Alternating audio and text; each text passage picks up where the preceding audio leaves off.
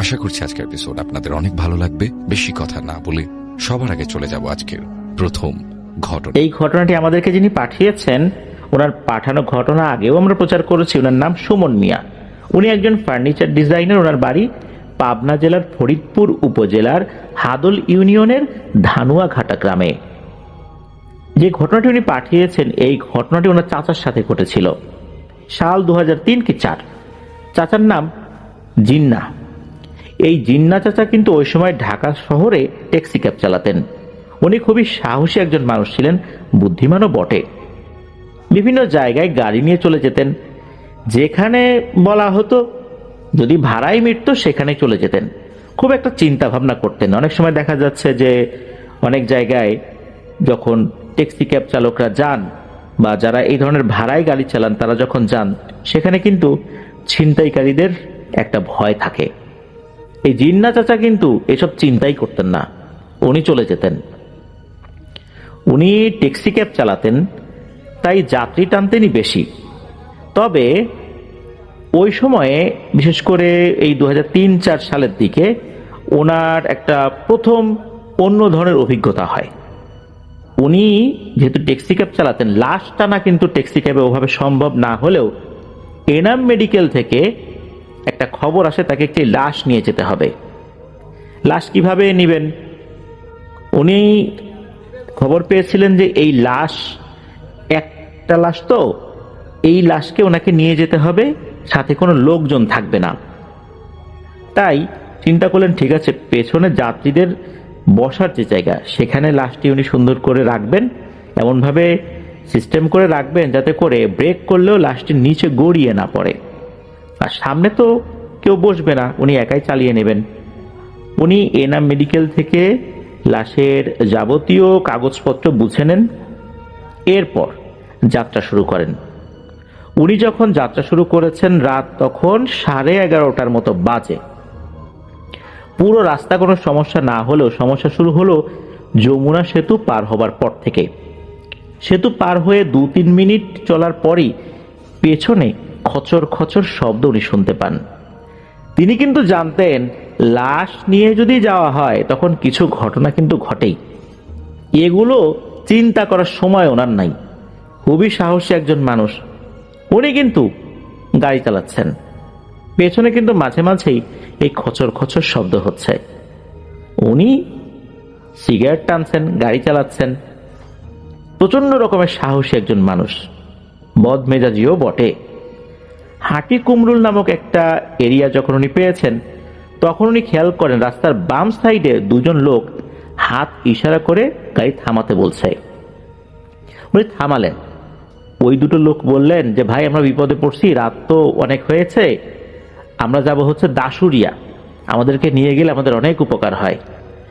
তখন জিন্না চাচা বললেন যে দেখেন ভাই, পেছনে কি আছে? পেছনে লাশ আছে। সামনে একজন আমি বসিয়ে নিয়ে যেতে পারতাম, আপনারা তো দুজন লোক, কিভাবে যাবেন? লাশের গাড়িতে যাবেন? তখন এই দুজন বলতেছে হ্যাঁ ভাই, লাশের গাড়িতেই যাব, প্রয়োজনে লাশের পাশে একজন বসবে, আমরা সামনে একজন বসবো, আমাদের ভিতর থেকে কোনো সমস্যা নেই।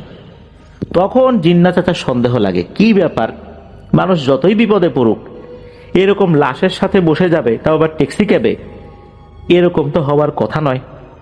তখন জিন্না চাচা এই দুইজন লোকের দিকে তাকিয়ে মুচকি হেসে দিয়ে বললেন যে ও ভাই, আমাকে কি ব্যাককেল মনে হয়? কি মনে করছেন আমি কিছুই বুঝি না? আপনারা কারা, কি উদ্দেশ্যে গাড়ি থামিয়েছেন? আপনাদেরকে তো নেব না। তখনই এই দুইজনের চেহারার ধরনটাই চেঞ্জ হয়ে যায়। ধরন চেঞ্জ হয়ে যায় বলতে, মানুষ যদি কোনো একটা বিষয় ধরা খেয়ে যায় তখন চেহারার মধ্যে যেরকম পরিবর্তন হয়, মনে হলো ওরকম পরিবর্তন হয়ে গেছে। একজন আরেকজনের দিকে তাকাতাকি শুরু করেছে। তখন ওই জিন্না চাচা বলতেছেন যে থাকেন এখানে, আমি গেলাম। এই বলে গাড়ি টান দিয়ে উনি চলে গিয়েছেন। উনি লুকিং গ্লাসে দেখতে পাচ্ছেন এই দুইজন লোক গাড়ির স্পিডে পিছনে দৌড়ানো শুরু করেছে। মানে তারা যে থামতে বলছে হাত ইশারা করে, বিষয়টা এরকম না, তারা ওই গাড়িটাকে ধরার জন্য পেছনে পেছনে দৌড়াচ্ছে। এদিকে কিন্তু এই জিন্না চাচার বিন্দু মাত্র ভ্রুক্ষেপ নেই। উনি যে ভয় পাবেন, ভয়ে ঘেমে অস্থির হয়ে যাবেন, প্রেসার বেড়ে যাবে, তা কিন্তু না। উনি দিব্যি গাড়ি চালাচ্ছেন। উনি সিরাজগঞ্জ পার হলেন। এরপর তেমন কোনো সমস্যা হয়নি। তিনি শাহজাদপুর পার হয়েছেন। বাঘাবাড়ি ব্রিজ পাওয়ার ঠিক আগে হঠাৎ করে মনে হলো পেছনে থাকা লাশটা নড়াচড়া শুরু করেছে। উনি আবার সিগারেট জ্বালালেন, গাড়ি চালাচ্ছেন, আর এমন ভাব নিচ্ছেন ভয়ের কিছুই নেই, পেছনে কিছুই হচ্ছে না। উনি যখন বাঘাবাড়ি নামক এরিয়াটা পার হলেন, এরপর কিছুটা রাস্তা একেবারেই নির্জন। সেখানে যাওয়ার পর তখন তার কাছে মনে হলো গাড়ির পেছনে কেউ কিল ঘুষি দিচ্ছে।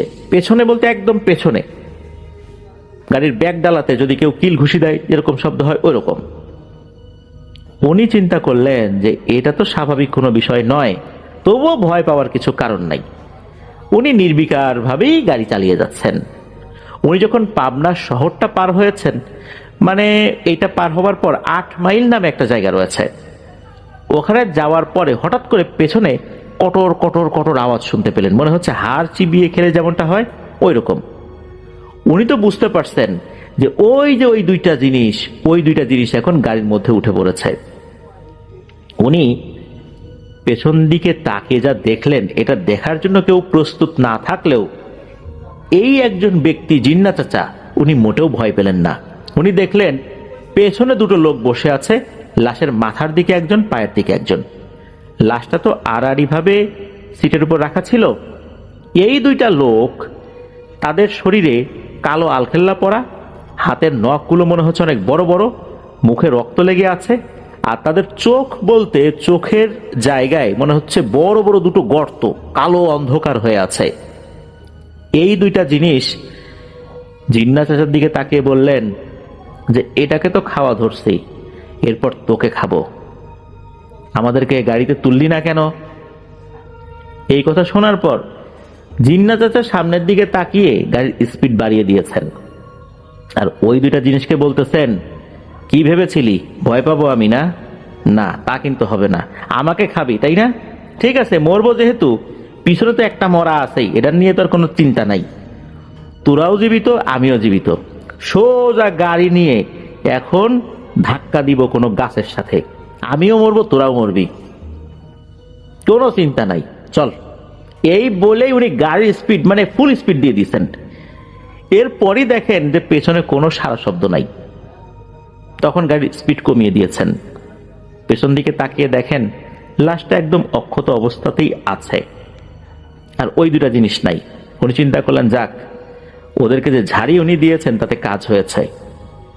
এরপর উনি নর্মাল স্পিডে যখন গাড়ি চালানো শুরু করেছেন, কি মনে করে আবার পেছন দিকে তাকিয়েছেন। মনে হলো গাড়িটা একটু হালকা হয়ে গেছে, এই চিন্তা করে পেছন দিকে তাকিয়েছেন। ট্যাক্সি ক্যাব গাড়িগুলো তো অতটা ভারী থাকে না, হালকা গাড়ি থাকে। তো উনি যখন পেছন দিকে তাকিয়েছেন তখন দেখতে পেলেন যে লাশটা পেছনে নাই। তখন তো ওনার চিন্তা চলে আসে যে এতক্ষণ যা ঘটেছে ঘটেছে, কিন্তু লাশ তো উনি নিয়ে আসছেন, কাগজপত্র আছে ওনার কাছে, লাশের পরিবারের সদস্যরা অপেক্ষা করছে। এখন লাশ যদি নিয়ে যেতে না পারি তখন আমি কি জবাব দেব? আমি কি বলতে পারবো ভূতে নিয়ে গেছে? তখন লোকজন বলবে নিশ্চয়ই তুমি কোনো একটা চক্রের কাছে লাশ বিক্রি করে দিছো, এরা এই লাশটাকে কঙ্কাল বানিয়ে তারপর অন্যের কাছে কঙ্কাল বিক্রি করবে, এই ধান্দা তুমি করতেছো। তো উনি তো চিন্তায় পড়ে গেলেন।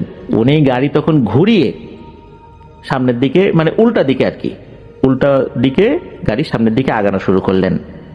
আর আশেপাশে তাকিয়ে দেখছেন কোথাও দেখা যায় কিনা। তবে একটা জায়গায় এসে উনি গাড়ি থামালেন, চিন্তা করলেন ঠিক এই জায়গার পর থেকে উনি লাশ দেখেন নাই। ওইখানে গাড়িটা একপাশে থামিয়ে লাশ খুঁজতে থাকলেন। গাড়িতে টর্চ লাইট ছিল, টর্চ লাইট জ্বালিয়ে উনি খুঁজছেন।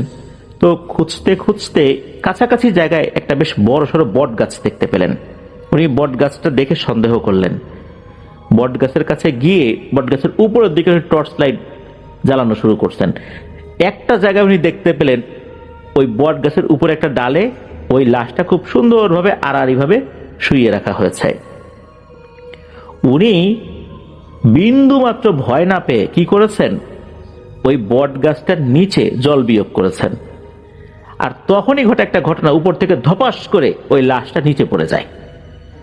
এরপর উনি লাশটা কোনো মতে টানতে টানতে গাড়ি পর্যন্ত নিয়ে এসে লাশটা গাড়িতে উঠিয়ে এইবার ঠিকঠাক মতোই এই লাশের যে পরিবার সেই জায়গায় চলে আসেন। সেখানে উনি এই লাশটা ঠিকঠাক মতোই হস্তান্তর করে দেন। তবে যেহেতু ওই বট গাছ থেকে নিচে পড়ে গেছে, মাটি লেগে গেছে, তারা জিজ্ঞেস করেছেন যে ঘটনাটা কি। উনি বলেছিলেন যে আসলে লাশের গাড়ি চালাতে গেলে অনেক ধরনের ঘটনাই ঘটে, সব কথা জানার দরকার নাই, কিছু একটা হয়েছিল এরকম উনি বলে ওখান থেকে টাকা পয়সা নিয়ে, ওনার যেটা ভাড়া আর কি, সেটা নিয়ে চলে আসেন। তো চলে আসার পর উনি মনে হচ্ছিল যে কিছু একটা শুনছেন। বিশেষ করে উনি যখন গাড়ি চালাচ্ছিলেন পরবর্তী, বিশেষ করে আসার সময় মনে হচ্ছিল কেউ ওনাকে বলছে, লাশ নিয়ে গেলি ভালো কথা, আমাদেরকে যে নোংরা করে দিলি, কাজটা ভালো করলি না, তোর কপালে কিন্তু দুঃখ আছে। উনি কিন্তু এটা শুনছিলেন, উনি এটাই বিন্দু মাত্র ভ্রুক্ষেপ করেন নাই। এই যে এতগুলো ঘটনা ঘটে গেল, আমরা সাধারণত এই অ্যাম্বুলেন্স চালক বা ভয়ের এই ধরনের ঘটনার ক্ষেত্রে যেটা দেখি যে চালক হোক আর যেই হোক অনেক ভয় পেয়ে যায়, কিন্তু এই জিন্না চাচার বিষয়টা হলো টোটালি উল্টোটা। উনি কোনো ভয় পান নাই, উল্টো আরো সাহস দেখিয়েছেন। কতটা সাহস থাকলে উনি বলেন যে মরলে একসাথে মরব, চল এইবার গাড়িটা নিয়ে সামনে বাধাই দিই, একসাথে মরবো সবগুলা। এই ভয়ে ওই দুটাও পালিয়েছে। তো যাই হোক, উনি বাড়িতে ঠিকঠাক মতোই ফেরত আসেন। ফেরত আসার পর গাড়িটা গ্যারেজে রেখে বাড়ির দিকে রওনা দিয়েছেন। তো এই জিন্না চাচা যেখানে থাকতেন এটা হচ্ছে সাভারের নামা বাজারে। উনি ওই পথ দিয়ে যাওয়ার সময় একটা আশ্রম পড়তো। তো ওইখান দিয়ে যখন উনি যাচ্ছিলেন, হঠাৎ করে ওনার কাছে মনে হলো ওনার কানে কে যেন এত জোরে একটা চর মেরেছে, মনে হচ্ছে কানের উপর হাতুড়ি দিয়ে কেউ সজোরে আঘাত করেছে। এক চর মারার পর ওনার হুঁশ নাই, উনি ওখানেই অজ্ঞান হয়ে পড়ে যান। এদিকে হয় কি, এই জিন্না চাচার আবার রাত বিরেতে মানুষের সাথে আড্ডা দেওয়ার বদ অভ্যাস ছিল। মাঝে মাঝে ওনার ছেলে বাজারের দিকে হাঁটতে হাঁটতে আসতেন, বাবার আসতে দেরি হলে। তো ওই রাত্রে আসতে দেরি হচ্ছিল, উনি মূলত বাবাকে খোঁজার জন্য বাইরে বেরিয়েছেন আর কি। পথেই দেখা গেল ওই আশ্রমের মাঝামাঝি জায়গায় এসে তার বাবা পড়ে আছে। অনেক কষ্টে ধরাধরি করে বাড়িতে তাকে নিয়ে আসা হলো। জ্ঞান আর ফেরে না, ওই দিন চলে যায়, রাত চলে যায়, জ্ঞান ফেরে না। পরবর্তীতে একজন হুজুরকে ডাকা হলো, উনি ঝাড়ফুঁক করলেন, পানি পড়া ছিটিয়ে দিলেন। এরপর ওনার জ্ঞান ফেরত আসে। কি হয়েছিল জানতে চাইলে উনি জাস্ট এতটুকুই বলেছিলেন যে এই দিক দিয়ে আসার সময় কে যেন ওনার কানে চড় মেরেছে, এরপর এই ঘটনা। এদিকে হয় কি, এর অল্প কয়েকদিন পর এই যে সুমন ভাই যিনি আমাদেরকে ঘটনা পাঠিয়েছেন, ওনার দাদা মারা যায়। তো এই যে লাশ নিয়ে যাওয়ার 5 থেকে 6 দিন পর মূলত দাদা মারা যায়। এই দাদার লাশ আবার পাবনাতে নিয়ে যাওয়া হয় দাফন কাফন করার জন্য।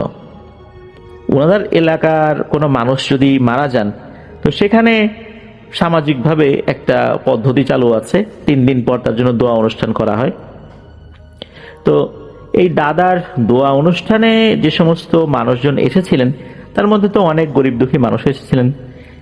যখন তাদেরকে খাবার দেওয়া হচ্ছিল, হঠাৎ করে চাচা মৃগী রোগের মতো কাঁপতে কাঁপতে মাটিতে পড়ে যান। এরপর সুমন ভাইয়ের বাবা, তারপর ওনার বড় চাচারা ধরতে গেলে সবাইকে ছুঁড়ে ছুঁড়ে ফেলতে থাকেন। মনে হচ্ছে ওনার শরীরের মধ্যে 15-20 জন মানুষের শক্তি চলে এসেছে। তবে একটা পর্যায়ে অনেক মানুষ মিলে তাকে ধরে একদম বেঁধে ফেলেন। এরপর ডাকা হয় একজন কবিরাজকে। ওই কবিরাজ আসেন। কবিরাজ আসার পর শরীরে ঝাড়ফুঁক শুরু করেছেন। অনেক চেষ্টার পর এই জিন্না চাচার শরীরে জিন এসে হাজির হয়। কবিরাজ জিজ্ঞেস করেন, কিরে বেটা, নাম কি তোর? তখন নাকি জিন্না চাচার শরীরের ভেতর থেকে বলে ওঠে, আমার নাম গদ সাধু। কবিরাজ বলে, গদ সাধু মানে? তুই কোন জায়গার সাধু হে? তখন বলে যে আমি সাভারের আশ্রমে থাকি, ওইটাই আমার জায়গা। তখন কবিরাজ বলে, ঠিক আছে মানলাম তুমি সাধু, তো এই লোক কি করছে, একে ধরলা কেন? তখন এই গদ সাধু বলে, কিছুদিন আগে একটা লাশ নিয়ে সে ঈশ্বর দিতে গিয়েছিল। ওই লাশটি আমার অনুসারীরা ছিনিয়ে নেবার চেষ্টা করেছিল। ও লাশ তো দেয়নি, বরং আমার অনুসারীদেরকে নোংরা করেছে। মূলত ভয় ভীতি দেখিয়ে ওরা লাশটি নিয়ে আসতে চেয়েছিল আমার কাছে। ওই লাশের যেই মৃত্যুর সময় যে রাশি আছে এই লাশের, আর তার যে মৃত্যুর যে তিথি, এটা আমাদের সাধনার জন্য প্রয়োজন হয়। ও তো এই লাশ নিতে দিলই না, উল্টো সব পণ্ড করে দিল। ওকে না মেরে তো যাব না। তখন ওই কবিরাজ বলে, শোন, আমি কোনো জিনের সাথে এতক্ষণ কথা বলি না, তোর সাথে এত কথা বলার সময় আমার নাই। এই এলাকায় আমি থাকি, আমাকে তুই চিনিস। তুই যদি না চিনে থাকিস, তোর অনুসারীদেরকে বল আমার সম্পর্কে খোঁজ খবর নিতে। তাহলে তোর সাথে আমাকে আর যুদ্ধ করতে হবে না, লড়াই করতে হবে না, তুই এমনিতেই চলে যাবি। তখন ওই গদ সাধু বলে, বললেই হলো, আমারও কি অনুসারী কম আছে রে? বললেই আমি চলে যাব? যাব না, কি করবি তুই? তখন ওই কবিরাজ বলেন, ঠিক আছে, তোর যাবার দরকার নাই, এমনিতে এমনিতে কিভাবে তোকে বিদায় করতে হয় তা আমার জানা আছে। এই বলেই কবিরাজ তার ঝোলা থেকে একটা কয়েন বের করেন। কয়েনটা একটু বড় ছিল, আমাদের যেরকম 5 টাকার কয়েনগুলো রয়েছে, আগে যেটা একটু বড় সাইজের ছিল আর কি, তো ওইটা থেকেও কিছুটা বড় মনে হচ্ছিল। এটা পিতলের কোন একটা কয়েন হবে। এই কয়েনটা তখন জিন্না চাচা ঠিক কপালের মাঝ বরাবর রেখে একটা লাল কাপড় দিয়ে কপালের উপরে বেঁধে দেন। যখনই বেঁধে দিয়েছেন, তখন নাকি জিন্না চাচার শরীরের ভিতর থেকে ওই গদ সাধু বলতে থাকে, ওরে বাবারে, মরে গেলাম রে, জ্বলে পুড়ে গেল রে, আমি মারাই যাব রে, এই তোর পয়সা সরা, তোর পয়সা সরা রে, এরকম বলা শুরু করেছে। তখন কবিরাজ বলে, কিরে, কোথায় গেল তোর এত জারি জুরি, এত হুঙ্কার? পয়সা তো সরাবো না। তখন নাকি গদ সাধু বলে, সরারে সরারে, পয়সা সরা, আমারে ছেড়ে দে। তখন এই কবিরাজ বলতে থাকেন, পয়সা সরাবো? তোকে কি আবার কোনো ভোগ দিতে হবে নাকি রে? তখন নাকি গদ সাধু বলে, কোনো ভোগ দিতে হবে না, তাড়াতাড়ি পয়সা সরা, আমি এখান থেকে বিদায় নেব, আর কিচ্ছু করা লাগবে না, এই জিন্নার কিছুই হবে না। তখন ওই গদ সাধুর এই কথা শুনে কবিরাজ বলতেছেন, তোর কথাই তো আমি বিশ্বাস করতে পারতেছি না রে, তুই কি প্রমাণ দিবি? তখন গদ সাধু বলে যে, কোনো প্রমাণ লাগবে না রে, তুই তাড়াতাড়ি পয়সা সরারে, আমি এখান থেকে বিদায় নেই রে। তখন নাকি এই কবিরাজ ওই জিন্না চাচার কপালের উপর থেকে ওই লাল কাপড়টা খুলে ওই পয়সাটা সরিয়ে নেন। এরপরে জিন্না চাচা অজ্ঞান হয়ে যান। অল্প সময়ের মধ্যে তার জ্ঞান ফেরে, উনি দিব্যি সুস্থ। আলহামদুলিল্লাহ, এখন পর্যন্ত উনি সুস্থ আছেন। তবে এখন উনি ট্রাক চালান। ট্রাক চালাতে গিয়েও ওনার সাথে বেশ কিছু ঘটনা ঘটেছে, সেগুলো অন্য কোনো একটা সময় সুমন ভাই পাঠাবেন বলে জানিয়েছেন। তো এটাই ছিল ঘটনা। শেয়ার করছে মিনার, পুরনো ঢাকা থেকে।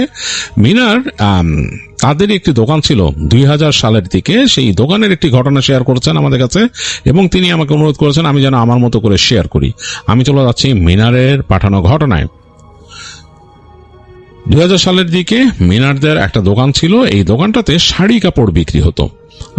এটা কোন একটা জায়গায়, জায়গাটার লোকেশন মিনার বলবে না, সেখানে বিক্রি হতো। এবং পুরনো একটা বিল্ডিং, বেশ বড় বিল্ডিং, সেই বাড়ির নিচতলায় ছিল দোকানটা। আরো 2-1টা দোকান ছিল, মানে ওইখানে তাদের দোকানটা ছিল এক পাশে, তারপর একটা গলির মতো এখানে এই পাশে আরো অনেক দোকান ছিল, যেমন জামা কাপড়, বিশেষ করে মহিলাদের বাটন, চেইন, তারপর জিপার, তারপরে বিভিন্ন ছোট ছোট যে ডলার, চুমকি, এইসব জিনিস বিক্রি হতো। আরো অনেক দোকান ছিল, লেস টেস, এগুলো তো কাপড় বানানোর জন্য মানুষ যেগুলো ইউজ করে আর কি। তো ওই জায়গাটা এরকম।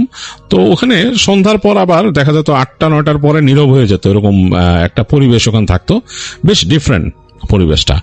তো সে বিশ্বাস করতো মিনাররা যে ওই বিল্ডিং এ কিছু ব্যাপার ছিল, এবং ওই বিল্ডিং, ওই তাদের যে বিল্ডিংটা, ওখানে আশেপাশে আরো কিছু দোকান ছিল, এবং ওখানে একটা ফ্যাক্টরির মতো ছিল। সোজা চলে গেলে রাস্তা চলে গেছে, ওই রাস্তাটা আবার বিজি। তো ওইখানে নাকি মাঝে মাঝে ওই রাস্তার কোনায় যাওয়ার আগে এখানে একটা বেশ বড় বেলি ফুলের গাছ ছিল, ওই দেয়ালের ওই পার থেকে, সেটা সুন্দর ঘ্রাণ আসতো।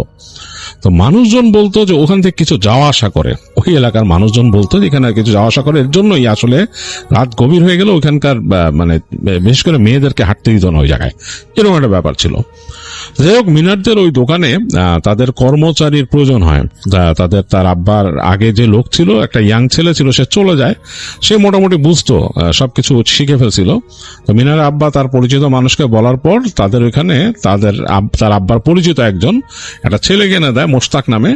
তাদের বাড়ি মানিকগঞ্জ। তো মোশতাক মোটামুটি ভালোই চটপটে ছিল, বুঝতে পারতো সবকিছু, এবং মিনার আব্বা তাকে কাজ শেখানো শুরু করে, তার সাথেই থাকতো দোকানে, বেশ লম্বা সময় থাকতো।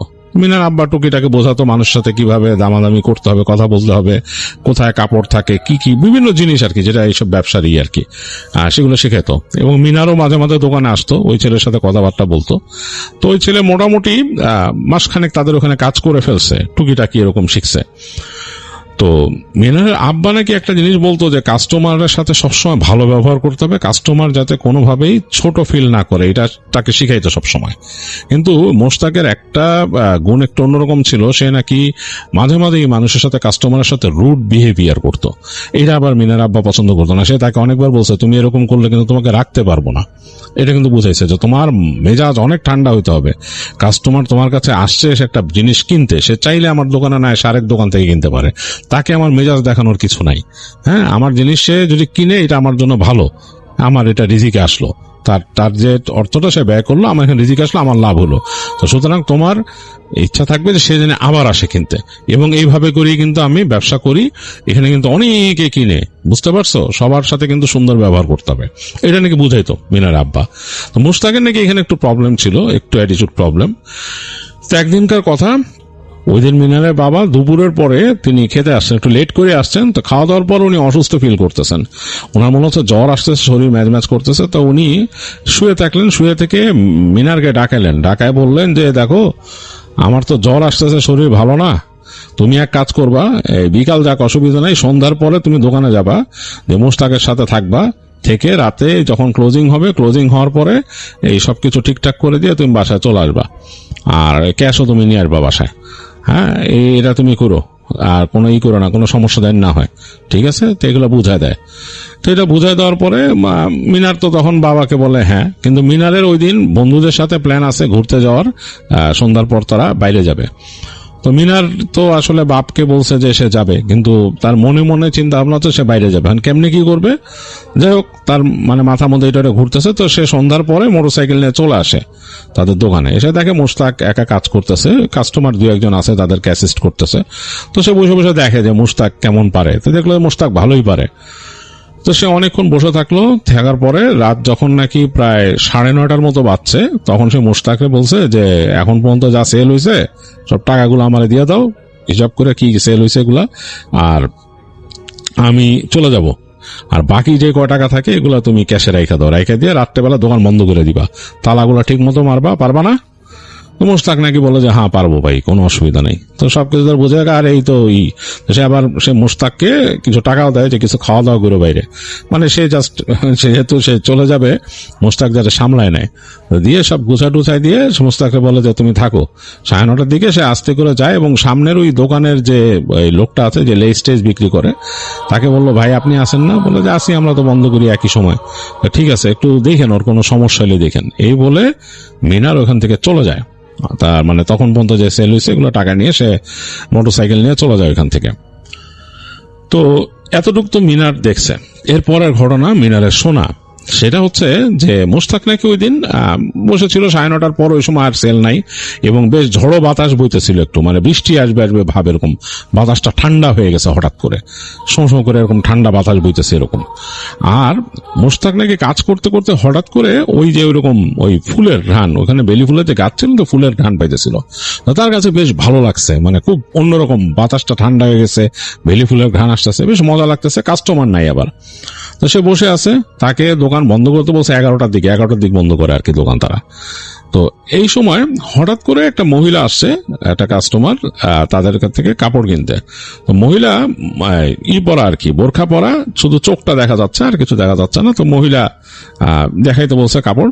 তো মহিলা নাকি বেশ স্পেসিফিক ছিল, সে যেই রঙের মানে শাড়ি নিবে সেই শাড়িটা সে খুঁজে বের করছে, একদম ডিরেক্টলি নাকি সে জানে, এরকমই বের করে নাকি বলছে যে এটার দাম কত কি। তো এমন ভাব যে মহিলা দামটাও জানে। মোশতাক নাকি মহিলার আগ্রহ দেখে, এবং সে মনে করছে যে মহিলা মনে হয় একটু আনাড়ি, দাম টাম জানে না, মোশতাক একটু বাড়তি দাম বলছে এটার। তো মহিলাটা তাকে বলছে না এটার দাম এত, মানে স্পেসিফিকলি দামটা বলে দিছে। আবার মোশতাককে নাকি সে বলছে যে আপনি বেশি দাম চাচ্ছেন কেন, আপনি তো নতুন আসছেন, আপনি জানেন না, আপনি খামাখাই দাম বেশি চাইতেছেন আমার কাছে, হ্যাঁ মানে ইচ্ছা করে দাম বেশি চাচ্ছেন। তো মোশতাক নাকি এটা তো অফেন্ডেড হয়েছে, ওই নাকি সে বলছে যে না এত দিয়ে কিনলে কিনবেন, নাইলে বেচুম না, বলে নাকি শাড়িটা শার্ট করে সামনের থেকে নিয়ে সরায় রাখছে। তো মহিলা নাকি তার দিকে বেশ খানিকক্ষণ তাকায় ছিল স্থির দৃষ্টিতে। মহিলার চেহারার অভিব্যক্তি বোঝা যাচ্ছে না, যেহেতু চোখটা খোলা। বেশ খানিকক্ষণ নাকি তাকায় ছিল, তাকায় থেকে নাকি আর কোনো কথা না বলে উঠে চলে গেছে। তো মুশতাক কোনো কথা বলে নেই, সে যত সব এগুলো বলে জিনিসপত্র উঠে রাখছে, এবং রাখতে রাখতে তার মনে হইতেছিল যে তার মালিক তো এখন থাকলে তার দিত ভালো মতন, হ্যাঁ, কারণ সে তো জানে যে তার মালিক কেমন রাগ করে। তো সে দেখলো মহিলা চলে গেছে, তো সে তখন চিন্তা করছে, যাক মহিলারা আমি বলি যে নিয়ে যান, আপার নিয়ে যান, হ্যাঁ। তো এই চিন্তা করে মানে তখনই তার মাথায় চিন্তাটা আসছে। তো সে মাথাটা তাড়াতাড়ি বের করছে তার দোকান থেকে, বের করে দেখে মহিলা কোথাও নাই, ডাইনে বামে রাস্তা পুরো ফাঁকা। মোশতাকের একটু অবাক লাগছে যে এত দ্রুত এই মহিলা কই গেল, ডানে বামে রাস্তা তো এই মহিলার আশেপাশে এখানেও দোকান নাই পাশে, এরকম ওই একটু সামনে একটা ফ্যাক্টরি আছে, রাস্তা একদম লম্বা, মহিলাটা এত দ্রুত কই চলে গেল সে বুঝতেই পারলো না। ওই পাশ থেকে তখন তাকে বলতেছে, ওই যে লেসের দোকান থেকে যে ছেলেটা, সে তাকে বলতেছে যে বুঝবা তুমি কি করলা, এটা নাকি বলে যে কাস্টমারের সাথে এরকম ব্যবহার করো না, এ অনেক পুরনো ব্যবসা তোমার মালিকের, এই বলে নাকি সেও মনে একটু বিরক্ত। সে তাড়াতাড়ি দেখা গেল যে ওই লোক তার দোকানে জিনিসপত্র গোছায়, সে দোকানের শাটার নামাই দিছে, ওই লেসের দোকান, আর দালায় শাটার লাগায় সে তালা মারছে দোকানে। আর মোস্তাকরে শুধু বললো দোকান বন্ধ করো, রাত্রেতে কেউ নাই, তোমার মালিক তো কয়ে গেছে, মিনার ভাই বলছে না দোকান বন্ধ করতে, বন্ধ করো, আমিও যামুগা বলে ওই লোকটা দাঁড়ায় আছে, সে শুধু ওয়েট করতেছে যে মোস্তাক বের হয়ে তালা মারে কখন। তো মোশতাক বের হয়ে দেখলো যে যতটুক তেমন কিছুই সেল হয় নাই, হ্যাঁ, সামান্য টুকিটাকি দু একটা জিনিস বেচছে, ওই টাকা সে ক্যাশে রেখে সে লাইট টাইট বন্ধ করে দোকানে শাটার নামাইলো, তালা মারতেছে। সে এই পাশে শাটার নামায় দ্বিতীয় তালাটা মারার আগেই ওই পাশের দোকানের লোকটা হেঁটে চলে গেছে। তো মোশতাক ওই ভেতরের দিকে শাটারের একটা তালা মারছে, মেরে দ্বিতীয় তালাটা তখন লাগাইতেছে। এদিকে কিন্তু অন্ধকার, মানে এই যে বিল্ডিং এর দিকে মানে একদম অন্ধকার হয়ে গেছে, ওই পাশে লাইট পোস্টেও ওই লাইট জ্বলতেছে না, বাতাস আসতেছে, ঠান্ডা ঠান্ডা বাতাস। তো সেকেন্ড তালাটা সে মারতে অন্ধকার, ভেতরের দিকের করিডোরটা অন্ধকার। তো সে দ্বিতীয় তালাটা মারছে, তখন তার পেটের মধ্যে কেমন একটা মোচড় দিছে, তার মনে হয়েছে যে তার মানে পেটে প্রেশার আসছে, তাকে প্রকৃতির ডাকে সাড়া দিতে হবে। সে তালাটা মেরে চিন্তা করতেছে সে বাসায় যেতে পারবে নাকি। সে ওখান থেকে বেশ দূরে থাকতো না, বেশ কাছাকাছি একটা ছোট মেস ছিল, মেসে থাকতো। তো তালাটা লাগাতে লাগাতে মনে হলো তার সিরিয়াস প্রেশার আসছে। এখন তাদের এইখানকার যে বাথরুম, এইখানে যে তারা বাথরুমে যায় সেটা হচ্ছে এই 3 তলা বাড়ির ছাদের উপরে হলো বাথরুম, সেখানে যে তারা বাথরুম ইউজ করে, নিচে কোনো জায়গা নাই। তো সে তাড়াতাড়ি কোনো মতে তালাটা লাগায় দৌড় দিল, মানে পাশে ওখানে সিঁড়িতে দৌড় দিল উপরে। তো সিঁড়ি দিয়ে উঠতেছে, সিঁড়ি তো কেমন অন্ধকার, পুরনো সিঁড়ি, পুরনো বিল্ডিং। তো সে উপর উঠে গেছে, 3 তলা উপর উঠে একদম মানে তাদের এসে তো ওই দরজা খোলা, ওই দরজা খুলে ভিতরে ঢুকছে, ছাদে উঠছে। ছাদে উঠে দেখে ছাদে কোনো বাতি টাতি নাই, অন্ধকার। এবং ওই যে বললাম বাতাস ছাড়ছে, গাছের ওই ছাদের এক পাশ থেকে বেশ অনেক গাছ আছে, ওইখানে নারকেল গাছ, আম গাছ, এগুলার ডালপালাগুলো ছাদের উপরে এসে পড়ছে, ওগুলা নড়তেছে বাতাসে, কেমন একটা পরিবেশ। তো মোশতাকের প্রচন্ড প্রেশার হয়েছে, সে দৌড় দিছে। এই ছাদের এক কোনায় বাথরুম, এটা টিন দিয়ে বানাইছে আর কি, পাশে যে এই দেয়াল টেয়াল এগুলো টিন দিয়ে, ছাদটা টিন দিয়ে করা। সে দ্রুত চলে গেছে ওই বাথরুমে, যে ঢুকে সে বাতির সুইচ দিয়েছে, দেখে বাতি জ্বলে না, মানে বাতি নাই বাথরুমের ভিতরে, কেটে গেছে বা কিছু। এখন সে কি করবে, তার হাতে ছিল, তার পকেটের মধ্যে লাইটার ছিল, সে এবার ধূমপাই ছিল। তো সে ওই লাইটার দিয়ে জ্বালাইছে, জ্বালায় দেখতেছে এক পাশে একটা মোম রাখা, মোম কেউ জ্বালাইছিল, সেই মোম। তো মোম জ্বালায় সে তার ওখানে কাজ সারছে। কাজ সেরে যখন সে বেরোইছে, বেরোনোর পর তার কাছে একটু অস্বস্তি লাগতেছে, বিকজ সে তো মানে তার পেটে প্রেশার হয়েছে বলে সে উঠে আসছে, কিন্তু এইরকম মানে অন্ধকার একটা পরিবেশ সেটা তখন সে কিছুই ফিল করে নাই। এখন তার কাছে খুব অস্বস্তি লাগতেছে, কারণ মোমটা তো নিভাই দিছে দিয়ে। সে যখন বেরিয়েছে, ছাদটা অন্ধকার, চাঁদের আলো পড়ছে, চাঁদ আছে আকাশে, খা খা করতেছে, গাছগুলো এইভাবে নড়তেছে এরকম। তো মোশতাক তাড়াতাড়ি ওই টিনের দরজাটা এরকম ইসের মধ্যে একটা শিকল দিয়ে হুড়কার মধ্যে লাগাই দিয়ে, পাশে একটা কল ছিল, ওই কলে যে হাতটা ধুচ্ছে।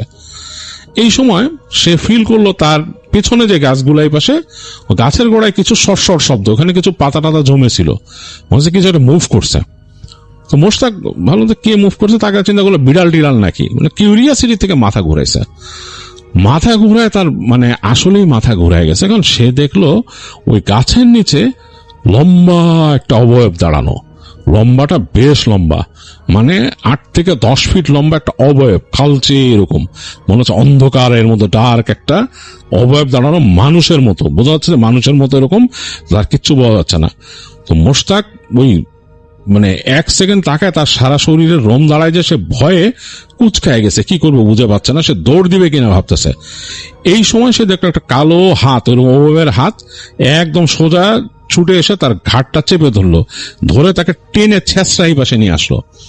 মোশতাক পড়তে পড়তে দুই পা তার এরকম ছেঁচড়াইতে সে একদম দেখলো সে গাছের গোড়ায় চলে আসছে এবং সে ফিল করছে তার ঘাড় চেপে ধরে তাকে কেউ এরকম করে ডাবাই দিতেছে, মানে সিমেন্টের সাথে একদম নামাই দিতেছে, মানে একদম মাথাটা করে ধরবে। তো মোশতাক মানে ছটফট করতেছে আর সে বলতেছে ছাড়েন কে কে এরকম করতেছে, মানে সে বুঝতে পারতেছে না, কিন্তু সে বুঝতে পারছে এটা ভালো কিছু না, খারাপ জিনিস, মানে কোনো অতিপ্রাকৃত জিনিস।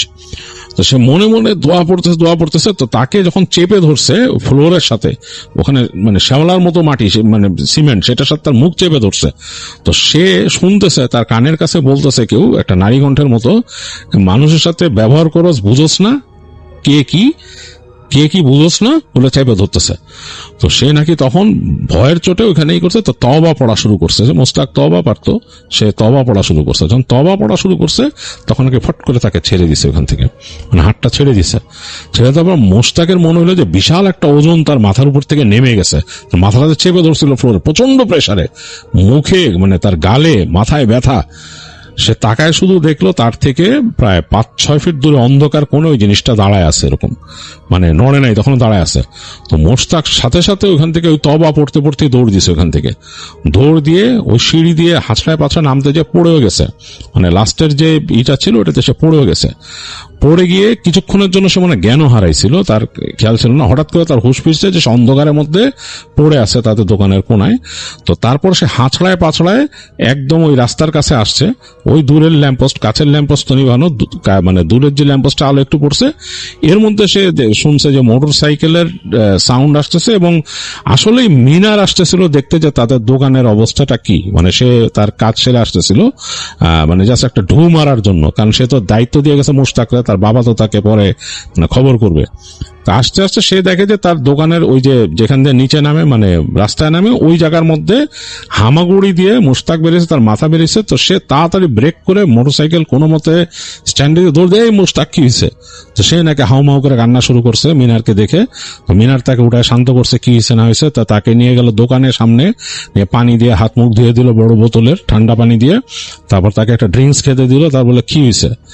তো সে তখন বলতে পারতেছিল না, মোশতাক নাকি বলতে পারতেছিল। মিনার তারপর তাকে নিয়ে গেছে মোটরসাইকেলে করে তার বাসায়, যেখানে সে থাকে, সে যে মেসে। তো নিয়ে যেয়ে সে নাকি সাহস করতে পারতেছে না তার বাসায় উঠতে। তো জিজ্ঞেস করছে কি হয়েছে। তো তখন নাকি মোশতাক তাকে পুরো ঘটনাটা বলছে কি হয়েছে, এবং সে যে ওই যে মিসবিহেভ করছিল মহিলার সাথে এটাও বলছে যেরকম করছে। তো তখন মিনার তাকে শান্ত করে বলে যে এরকম করো না, দেখো এই যে দোকানটা যেখানে না, অনেক পুরানো জায়গা, তো এই যেই জায়গায় দোকান এই যে অনেক পুরানো, এখানে অনেক কিছুই আসে কেনাকাটা করতে, অনেক রকম জিনিস যেগুলো আমরা আসলে মানে এক্সপ্লেইনও করতে পারি না। আমার বাবা জানে, আমার দাদা জানে, অনেক পুরানো তো তাদের এটা। তো মানে উল্টা পাল্টা কিছু করো না মানুষের সাথে। আমার আব্বা সবসময় বলে না ব্যবহার ভালো করতে, মানুষের সাথে সবসময় ভালো ব্যবহার করবা, এরকম করবা না কারোর সাথে, না কোনো কাস্টমারের সাথে খারাপ ব্যবহার করবা না। দেখ তুমি তওবা করছো না, তুমি আল্লাহর কাছে তওবা করছো, এটাই যথেষ্ট, আর কিচ্ছু লাগতো না। আর মানে মনে মনে বইলো যে অন্য কেউ যদি কারোর সাথে যদি আমি খারাপ ব্যবহার করি, কোনো মানুষের সাথে কিছুর সাথে, আমার মাফ করে দিয়েন। হ্যাঁ, আপনাদের আমি কারোর সাথে খারাপ ব্যবহার করতে চাই না, আর আল্লাহর কাছে তওবা করবা। এই এগুলা তাকে বুঝাই টুঝায় মিনার নাকি মানে বুঝতে পারে যে মোশতাক অনেক ভয় পেয়েছে, থরথর করে কাঁপতেছে। তো সে তাকে তুলে দিয়ে আসে, তাদের মেস পর্যন্ত তুলে দিয়ে আসে, বলে যে তুমি ইনশাল্লাহ সুস্থ হয়ে কালকে এসে পড়ো, কোনো অসুবিধা নেই। তো মোশতাক নাকি ছুটি নিয়েছিল, ওই দিন আসে নাই।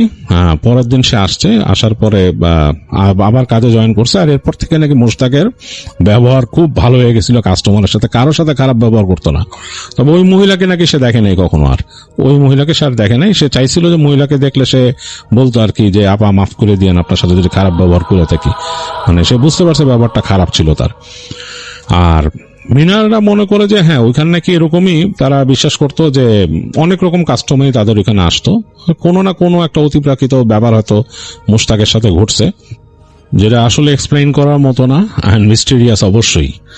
তো যাই হোক, মিনারদের সেই দোকান, সেই বিল্ডিংটা আর কি 2010 সালের দিকে ওইটাকে ভেঙে নতুন করে বিল্ডিং করে তারা, কর্তৃপক্ষ তারা একটা ডেভেলপারকে দিয়ে। তো ওখান থেকে মিনারদের দোকান সরায় নেয়, তারা অন্য জায়গায় দোকান করে, আর আধুনিক ভাবে করে, ডিফারেন্ট ভাবে।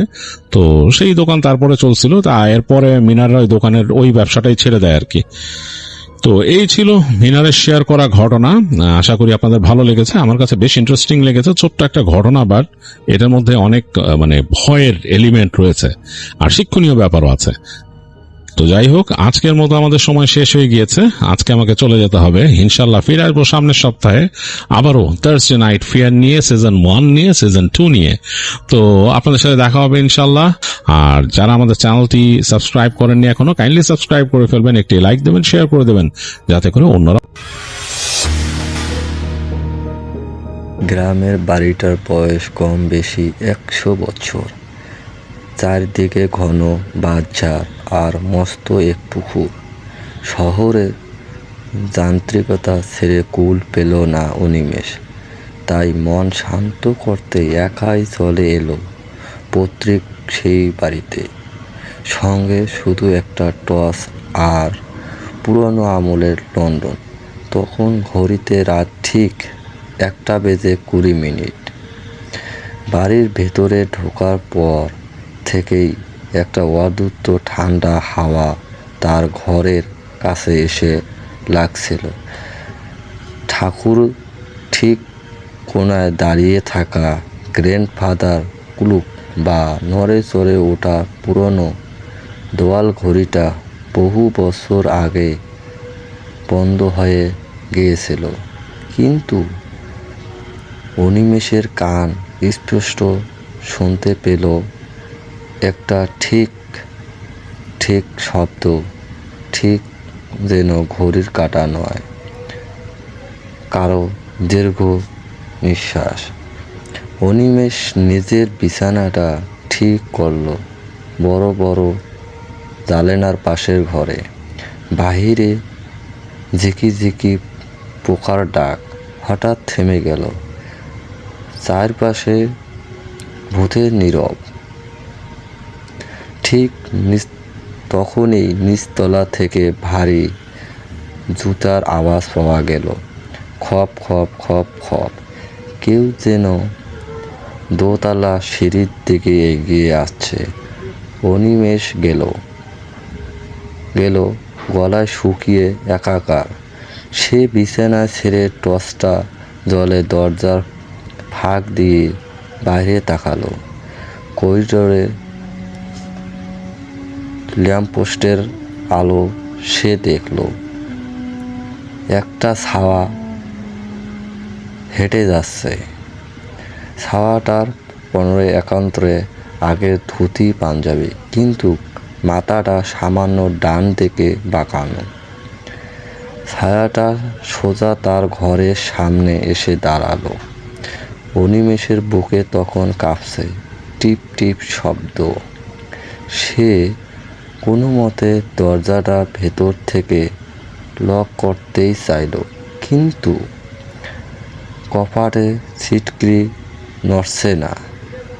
দরজাটা আপনি থেকে হুড়মুড় করে খুলে গেল। ঘরের ভেতরে তাপমাত্রা হঠাৎ বরফের মতো জমে গেল। সেই ছায়াটা আর কেউ নয়, তার বহু বছর আগে নিখোঁজ হয়ে যাওয়া বড় কাকা, যিনি ওই ঘরে মারা গিয়েছিলেন। ছায়াটা তার বরফ শীতল হাত অনিমেষের কাঁধে রাখল এবং ফিস ফিস করে বলল, তুই ও কি তবে আমার মতোই হারিয়ে যেতে এখন এখানে এসেছিস? অনিমেষ ভয়ে চিৎকার করতে গেল, কিন্তু তার গলা দিয়ে কোনো আওয়াজ বেরালো না। ঠিক সেই মুহূর্তেই টেবিলের উপর রাখা বন্ধ দেওয়াল ঘড়িটা সজোরে উঠল, টন টন টন টন 12টা। তারপর সে অনুভব করল যে আসলে ঘড়ির কাঁটা কি ঠিক না। সে ভাবতে ভাবতে দেওয়ালের মাঝে চলে গেল। চলে যাওয়ার পর সে তার কাকার অনুভব করলো যে আসলে সে তার কাকা ছিল না বা কোনো অন্য কিছু ছিল। সে ভাবতে ভাবতে আবার ওই বাচ্চার দিকে তাকালো। আসলে তো সেটা বাচ্চা না। তার অনুভূতি বা অন্যরকমভাবে জেগে উঠল। তারপর সে ভাবলো যে আসলেই যে আমার কাকা যখন মারা গিয়েছিল, কিভাবে মারা যাওয়ার আগে রহস্য তো আমার জানা নেই। তো তার দাদুর কাছে সে অনুভব করলো যে দাদুর কাছে যেয়ে আমার জানতে হবে, কিন্তু সে দাদু তো আমার বর্তমান নেই। এখন কার কাছে বিষয়টা আমি শেয়ার করব? তখন সে পাশে বাইরেতে চলে গেল। যাওয়ার পর দুই জঙ্গার দেখা পেল। এখন সুমন এবং আশিক, তাদের বয়স প্রায় 60 থেকে 65 হবে। যে উনি বলল, কাকা আসলে যে আমার কাকা যে মারা গিয়েছিল, আপনারা কোনো কি তথ্য জানেন? না বাবা, আমরা ওই বিষয়ে তথ্য তো জানি না। যদি জানতাম অবশ্যই তোমাদেরকে বলতাম। তো এই বিষয়টা সম্পর্কে কে ভালো জানে? সে বলল যে তোমার কাকাতো বোন আছে, সে বলতে পারবে। সে কাকাতো বোনের কাছে সে হাজির হলো। হাজির হওয়ার পর সে তার কাকাতো বোনকে বলল, আপু আসলে আমার কাকা কিভাবে মারা গিয়েছে? কাকা কি প্রকৃতভাবে মারা গিয়েছে এমনিতেই, না কোনো অন্য কারণে? তার আপু বলল, না ভাই, আমার বাবা মারা গিয়েছে একটু রুমের ভেতরে সমস্যা হয়েছিল। কি সমস্যা হয়েছিল? সে হপ করে ঠান্ডা হয়ে গেল, কিছু বলতেছে না। সে বলল, আমাদের বাসায় একটু সমস্যা। কি সমস্যা? যে কিছু কিছু কিছু জিনিস নড়াচড়া হয় এবং আমরা ধরতে পারিনি।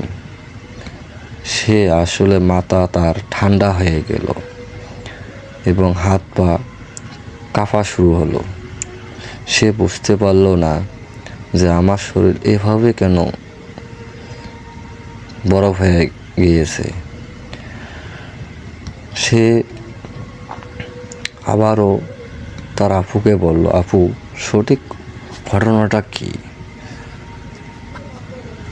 তার সঠিক ঘটনাটা বলতে যে তার কথা ভাবতে ভাবতে বলল, ভাই তোর বহু বছর আগে নিখোঁজ হয়ে যাওয়া যে কাকা, তিনি মারা গিয়েছিলেন এক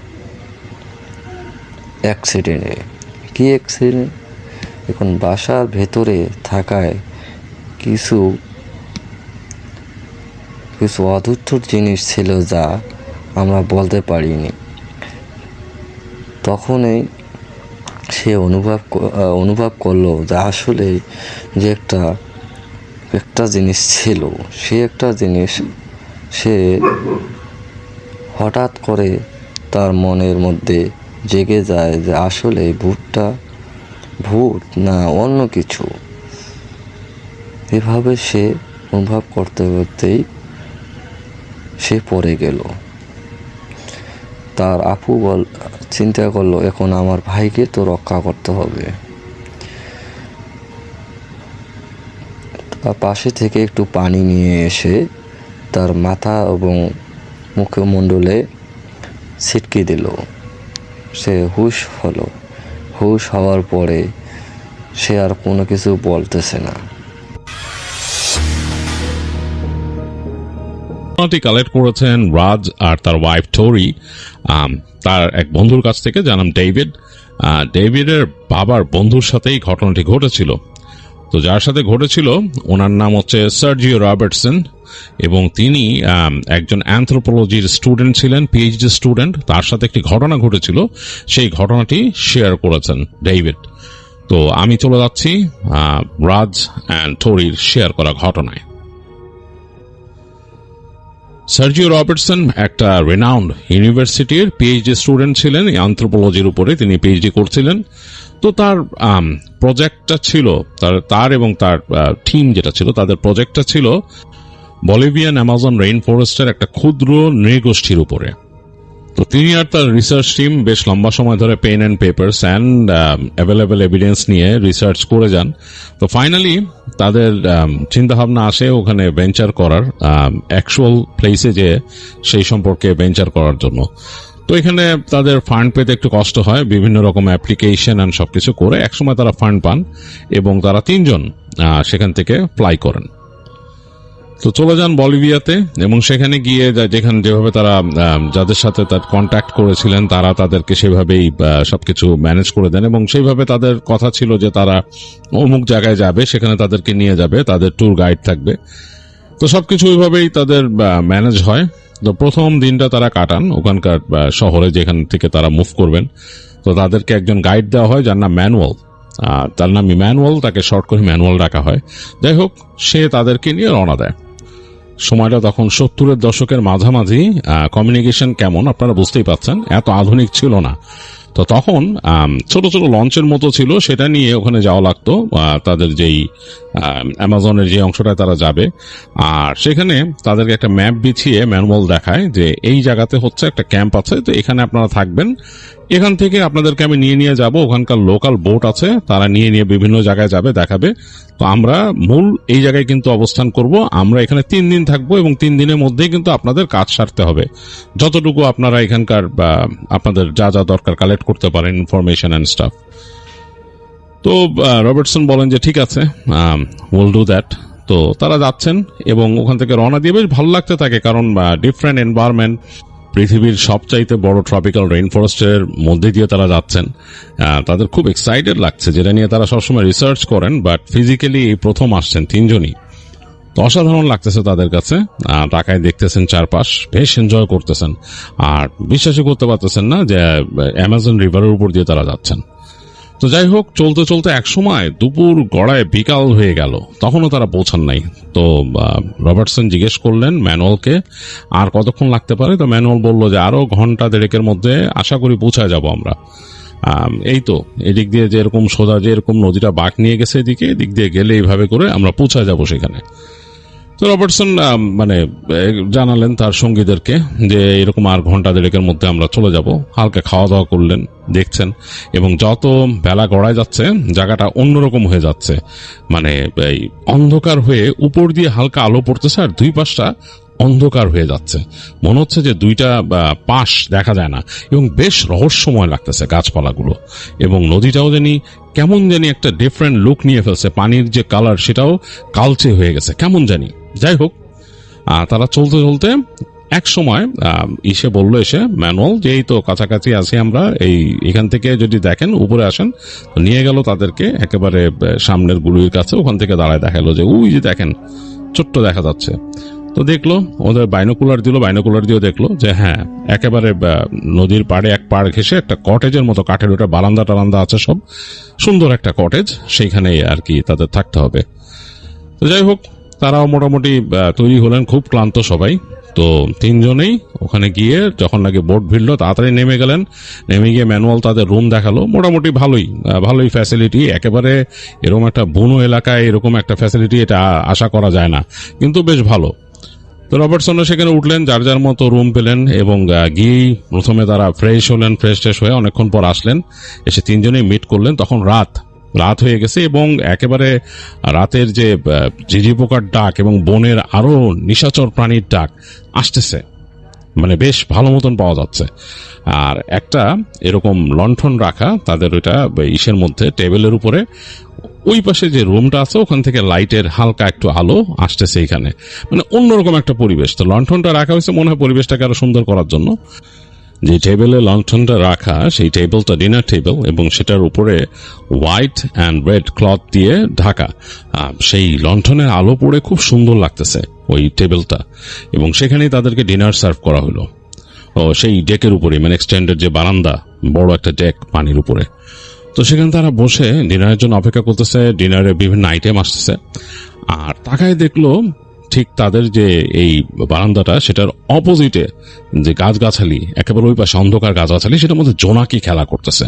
মনে হচ্ছে যে হাজার হাজার নক্ষত্র এই জঙ্গলের মধ্যে জ্বলতেছে, নিপতেছে, নড়াচড়া করতেছে, কনস্টেলেশনের মতো চেঞ্জ হচ্ছে।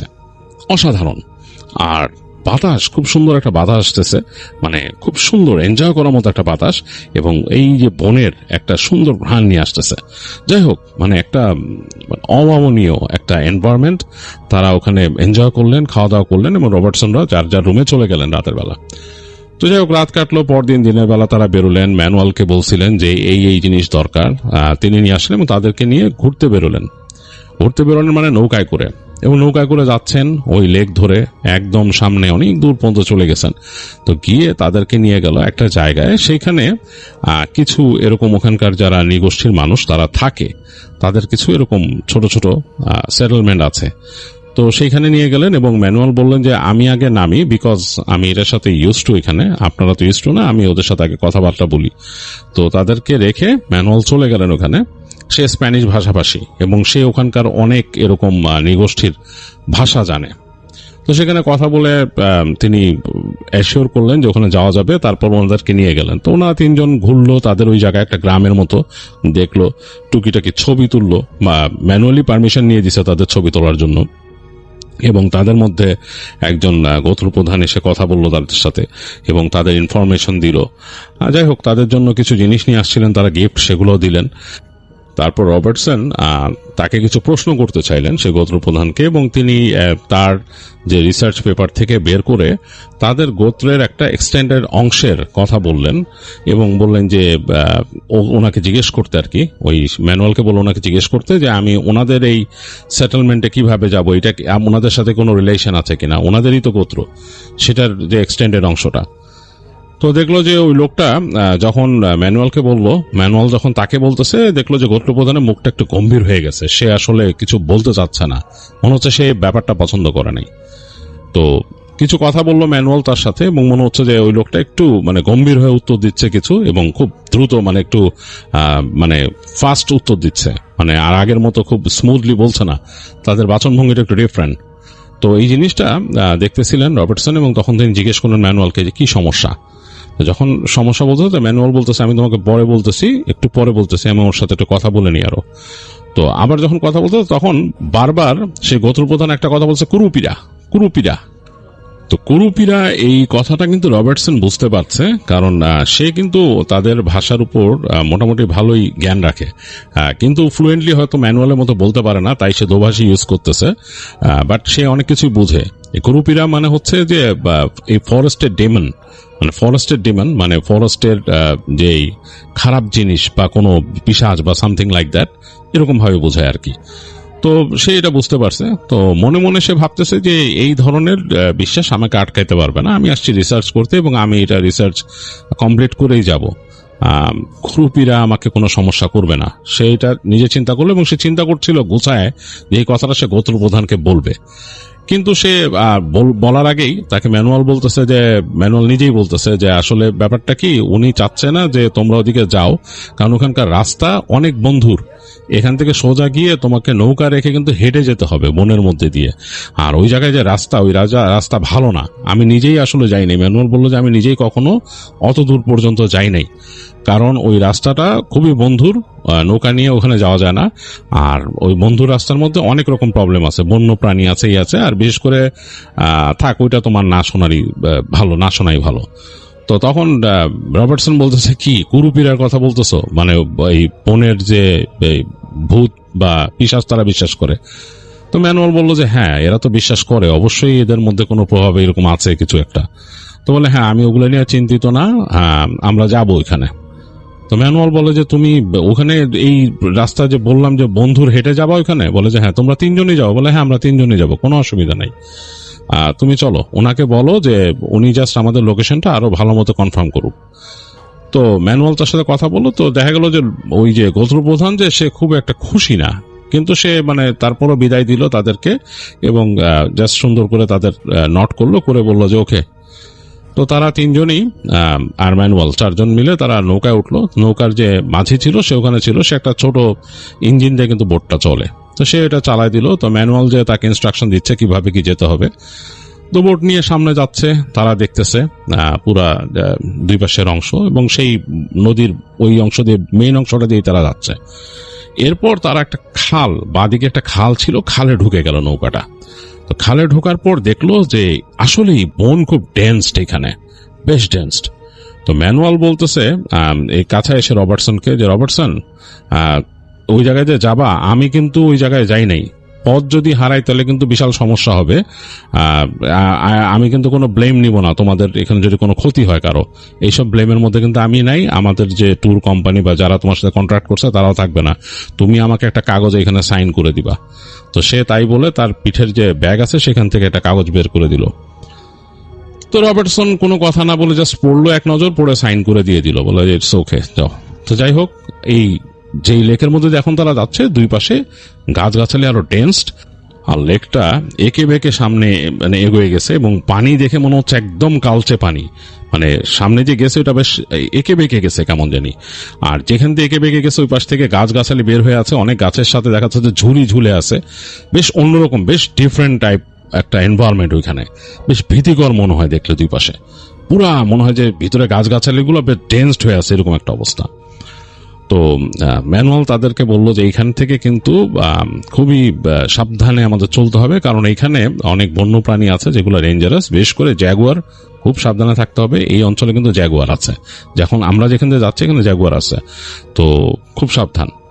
তখন চলতে চলতে একটা জায়গায় এসে দেখলো যে ওই ম্যানুয়াল তার ব্যাগের ভেতর থেকে ওই গোত্রপ্রধানের সাথে কথা বলার সময় সে কিছু দাগ দিয়ে নিছিল, স্কেচ করে নিছিল, ওরকম একটা জায়গায় এসে সে মানে হিসাব করলো, করে বললো যে ওকে, তার যে বোটম্যান তাকে ইনস্ট্রাকশন দিল যে অমুক জায়গায় যে এই জায়গায় থামাও। তো বোটম্যান লোকটাও কিন্তু একটা নৃগোষ্ঠীর মানুষ, আসলে সেও কিন্তু মানে একদম পিওরই না, ওদের এখানে কাজ করে, সে সবই ভাষা জানে, খুব পাকা লোক আর কি। তো যাই হোক, সে এসে একটা জায়গায়, যেই জায়গাতে ছলাৎ ছলাৎ করে লেকের পানি বাড়ি খাচ্ছে, একটু কাদা, ওই জায়গায় এসে খ্যাচ করে তার বোটটাকে আস্তে করে সে ভিড়াই দিল, ইঞ্জিন অফ করে দিছিল আগে। তো বোট ভিড়ানোর পরে ম্যানুয়াল তাকে ইনস্ট্রাকশন দিল, কিছু ইনস্ট্রাকশন দিয়ে বুঝাইলো জিনিসপত্র। তো সে মাথা নাড়লো, বললো যে হ্যাঁ হ্যাঁ। তো ইনস্ট্রাকশন গুলো রবার্টসন বুঝতে পারছিল যে ও কি বলতেছে যে নিজের মতো সাবধানে থেকো, নিজের বুঝটা বুঝো, কারণ আমরা কেউ থাকবো না, and you know what to do, তুমি নিজেই জানো কি করতে হবে, কখন কি। আমাকে তুমি তোমার ফ্লেয়ার গানটা দাও। তো একটা ফ্লেয়ার গান নিছে এবং বলে তোমার কাছে তো ফ্লেয়ার গান আছে, কোনো সমস্যা হলে এখান থেকে ফ্লেয়ার মারবা। যাই হোক, এগুলো বুঝায় তারা রওনা দিল এবং দেখলো যে আসলে একটা এক্সট্রা ব্যাগ নিয়ে নিল ম্যানুয়াল, তার মধ্যে পানির বোতল আছে ইত্যাদি ইত্যাদি। তো সে হাঁটা ধরলো, তার কাছে ফ্লেয়ার গান আছে, তার কাছে আর একটা বন্দুক আছে। তো রবার্টসন জিজ্ঞেস করলো বন্দুক কেন, বলে এখানে বন্য প্রাণী আছে, অনেক সমস্যা আছে, চলো হারায়ও না, আমাদের একজন একজনকে হারাইলে চলবে না। তো বলে তারা নেমে গেল। তো যেখানে নামছে সেখানেই রবার্টসনদের বুট কিন্তু কাদাতে ডেবে গেছে অর্ধেক। যাই হোক, তারপর তারা হেঁটে উঠলো, উঠে ম্যানুয়াল এদিক ওদিক তাকায় পথ বের করলো। দিনের বেলা কিন্তু ব্রড ডে লাইট, এই সময় এইখানে কিন্তু আলো কম, একদম মনে অন্ধকার, মানে গাছের ছায়া এমন হয়ে আছে জায়গাটা অন্ধকার, গাছের পাতার ফাঁক ফোকর দিয়ে আলো যতটুকু নামতো সেই জায়গায়। তো হাঁটা ধরলো ম্যানুয়াল এবং তারা তিনজন ফলো করতেছে, রবার্টসনও যাচ্ছে সাথে। তো হাঁটতে হাঁটতে অনেক দূর চলে আসলো, তাদের আসলে হিসাব নাই কত হাঁটছে। তো এরকম একটা জায়গায় এসে বাঁক নিয়ে দেখলো একটা ছোট নালার মতো গেছে, বেশি বড় নালা না, ওখান থেকে হালকা ঝিরিঝিরি পানি যাচ্ছে, মানে কোনো একটা হয়তো উপর থেকে পানি নামছে, সেই পানির একটা ধারা এখান থেকে যাচ্ছে, সর করে যাচ্ছে, বেশি বড় না, 1-1.5 ফিটের মতো। তো ওইটা লাফায় পার হলো সবাই, আবার যাচ্ছে, পিপাসা লাগলো, এর মধ্যে তারা ওই বোতল থেকে পানি খেলো। তো হাঁটতে হাঁটতে রবার্টসনের সঙ্গী যে দুইজন ছিল, একজন বেশ টায়ার্ড ফিল করলো, সে বললো যে আমি আর পারতেছি না, আমাকে বসতে হবে, আমার পা ফুলে গেছে। তো রবার্টসন বুঝলো যে ওকে, আই ক্যান আন্ডারস্ট্যান্ড, সবাই তো আর একরকমই নিতে পারে না। তো বসলো একটা জায়গায়, তো যেখানে তারা বসছে ওই জায়গাটা আবার একটু আলো আছে, একটু খোলা জায়গাটা, ওখানে বসছে দুইজন। ওখানে ম্যানুয়ালও বসলো, বললো যে আমি একটু রেস্ট নেই, তাহলে তোমাদের সাথে অসুবিধা কি। বসলো। তো রবার্টসনের কিন্তু খুব এনার্জি, সে তখনও চিন্তা করতে, সে জিজ্ঞেস করতেছে ম্যানুয়ালকে যে আর কত দূর, এখান থেকে কিভাবে যেতে হবে। তো সে বলতেছে এখান থেকে এখনো নিয়ার অ্যাবাউট 5 to 6 মাইল তোমাকে হাঁটতে হবে, 5 থেকে 6 মাইল হাঁটতে হবে, এবং এই ট্রেলের মধ্যে দিয়ে কিন্তু। ওই গোত্র প্রধানের কথা অনুযায়ী আরো 3টা নালা পাবো আমরা, 2টা হয়তো ছোট ছোট ঝিরির মতো, আরেকটা কিন্তু বেশ বড়। ওইটাতে তোমাদের হয়তো হাঁটু বা কোমর পানি পর্যন্ত থাকতে পারে, তো ওই হলে ওইটা পর্যন্ত হেঁটে যেতে হবে আমাদের। আর ওইটা বেশ বড়, মোটামুটি মানে মিনিট খানেক হেঁটে পার হইতে হবে এরকম। ওইরকম বড় না, বাট ওইটা কিন্তু অ্যাকচুয়ালি এগুলার থেকে বড়। তো তখন রবার্টসন বললো ওকে অসুবিধা নেই, পার হবো, কোনো ব্যাপার না এই সেই। আর বলতেছে তাহলে আমরা একটু বসি এখানে। রবার্টসন ওদেরকে বসতে দিল, বসে বলে যে আমি একটু হাঁটি। তো তাকে ম্যানুয়াল বললো যে তুমি হাঁটবা, কোথায় যাবা? বলে এই সামনে দিয়ে একটু হেঁটে ওদিক ওদিক যাই দেখি।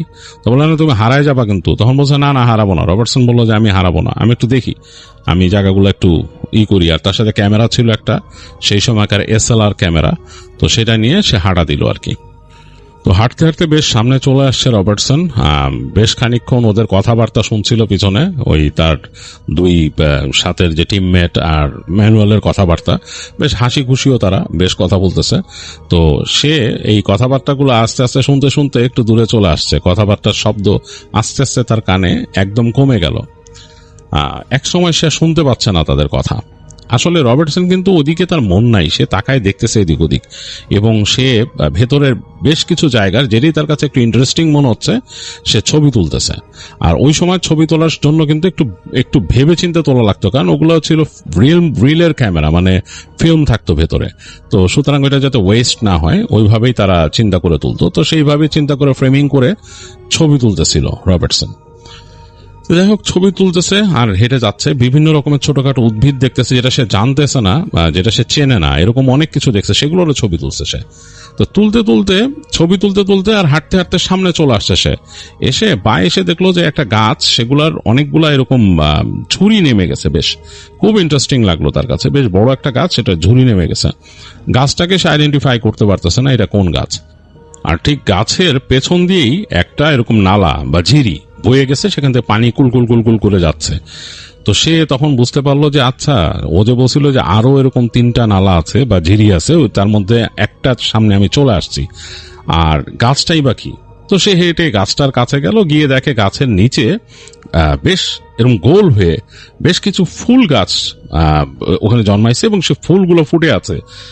ফুলগুলো হচ্ছে একদম ব্লাড রেড কালারের টকটক করতেছে, কিন্তু ফুলগুলো একটাকেও সে চেনে না। আর একটা অদ্ভুত একটা ঘ্রাণ সেখান থেকে ছড়াচ্ছে, কেমন জানি সুন্দর একটা ঘ্রাণ।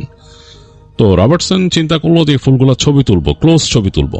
তো তার কয়েকদিন আগেই সে একটা ম্যাক্রো লেন্স কিনছিল, ওই তখন খুব নিউলি ইন্ট্রোডিউসড হয়েছে ম্যাক্রো লেন্স, মানে বেশি দিন হয় নাই, তো খুব এক্সপেন্সিভ। তো সে ম্যাক্রো লেন্সটা খুব যত্ন করে আনছে তার ব্যাগের মধ্যে, কারণ সে জানে যে সে যাচ্ছে তার রিসার্চের জন্য এবং এরকম ছবি তোলা লাগবে। যাই হোক, সে খুব মানে যত্ন করে আস্তে করে তার ব্যাগটা রাখলো। ব্যাগটার ভেতর থেকে খুব ফোল্ডেড অবস্থায় ছিল, বেশ কুশনড অবস্থায় কাপড় দিয়ে বেঁচায় রাখছিল। লেন্সটা বের করলো, করে সে এই লেন্সটা ইনস্টল করলো তার SLR ক্যামেরায়। তারপর সে একদম কাছে গিয়ে ছবি তোলা শুরু করলো। তো কাজ করতে হচ্ছিল, কারণ আলো আধারি, সেখানে কিন্তু একদম স্পষ্ট আলো ভাবে আসতেছে না, যেহেতু অন্ধকার এক পাশে, গাছপালার একটা আচ্ছাদন আছে, আবার এই যে ঝুড়িয়ালা গাছটা। তো যাই হোক, তাকে খুব করে ছবিটা তুলতে হচ্ছে, এবং ছবি তুলতেছে খুব মনোযোগ দিয়ে, এবং তার মাথার মধ্যে ঝিরির কুলকুল কুলকুল কুলকুল পানির শব্দটা তার কানে আসতেছে। সে হারায় গেছে ছবি তুলতে, ফুলের ছবি তুলতেছে, এবং ওই গাছের ঝুড়িগুলার খুব ক্লোজ শটের ছবি নিল কয়েকটা।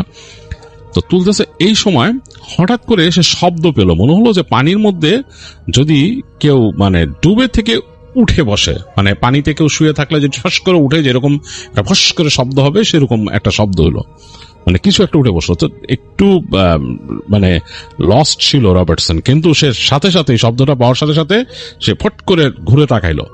তো ঘুরে তাকায় সে দেখতেছে তার থেকে বেশ খানিকটা দূরে, মানে সেই যে গাছটার কাছে বসে আছে সেটা থেকে প্রায় 8 থেকে 10 মিটার দূরে একটা মেয়ে বসে আছে পানির মধ্যে, মানে ওই যে পানি যে ঝিরিতে কুলকুল করে বয়ে যাচ্ছে ওইটার মধ্যে বসা। পিঠটা দেখা যাচ্ছে আর চুল দেখা যাচ্ছে, অনেক লম্বা চুল। সে অবাক হলো যে চুলটা একদম মানে ওই পানি দিয়ে ভেসে একদম মানে এই যে পাশের যে পাড়ের মধ্যে উঠে আসে, এত লম্বা চুল। আর পিঠটা দেখা যাচ্ছে একটা কালো রঙের কাপড় তার গায়ের মধ্যে। তো একটু অবাক হলো রবার্টসন দেখে যে এখানে কি এখানকার কোনো ট্রাইব বা এখানকার কেউ এরকম ওখানে বসে আছে। তো সে আস্তে করে ঘুরলো। তো তার খুব আদম্য ইচ্ছা হচ্ছিল ছবি তুলতে, কিন্তু তার লেন্স লাগানো হচ্ছে ম্যাক্রো, এটা চেঞ্জ করতে হবে। তো তারপরও সে আস্তে করে তার লেন্স এটা খুলে সে তার ভেতর থেকে ওই যে ব্যাগের ভেতর থেকে একটা লেন্স নিয়ে লাগালো। তো লাগায় সে যখন নাকি তার ক্যামেরাটা পয়েন্ট করতেছে, এখন কিন্তু জুম লেন্স লাগাইছে, সে ওখানে পয়েন্ট করতেছে। তো মেয়েটা আসছে, তার লেন্সে আসছে মেয়েটা। সে যখন ক্যামেরাটা তার দিকে জুম করছে, এই সময় মেয়েটা ফিরে তাকালো তার দিকে।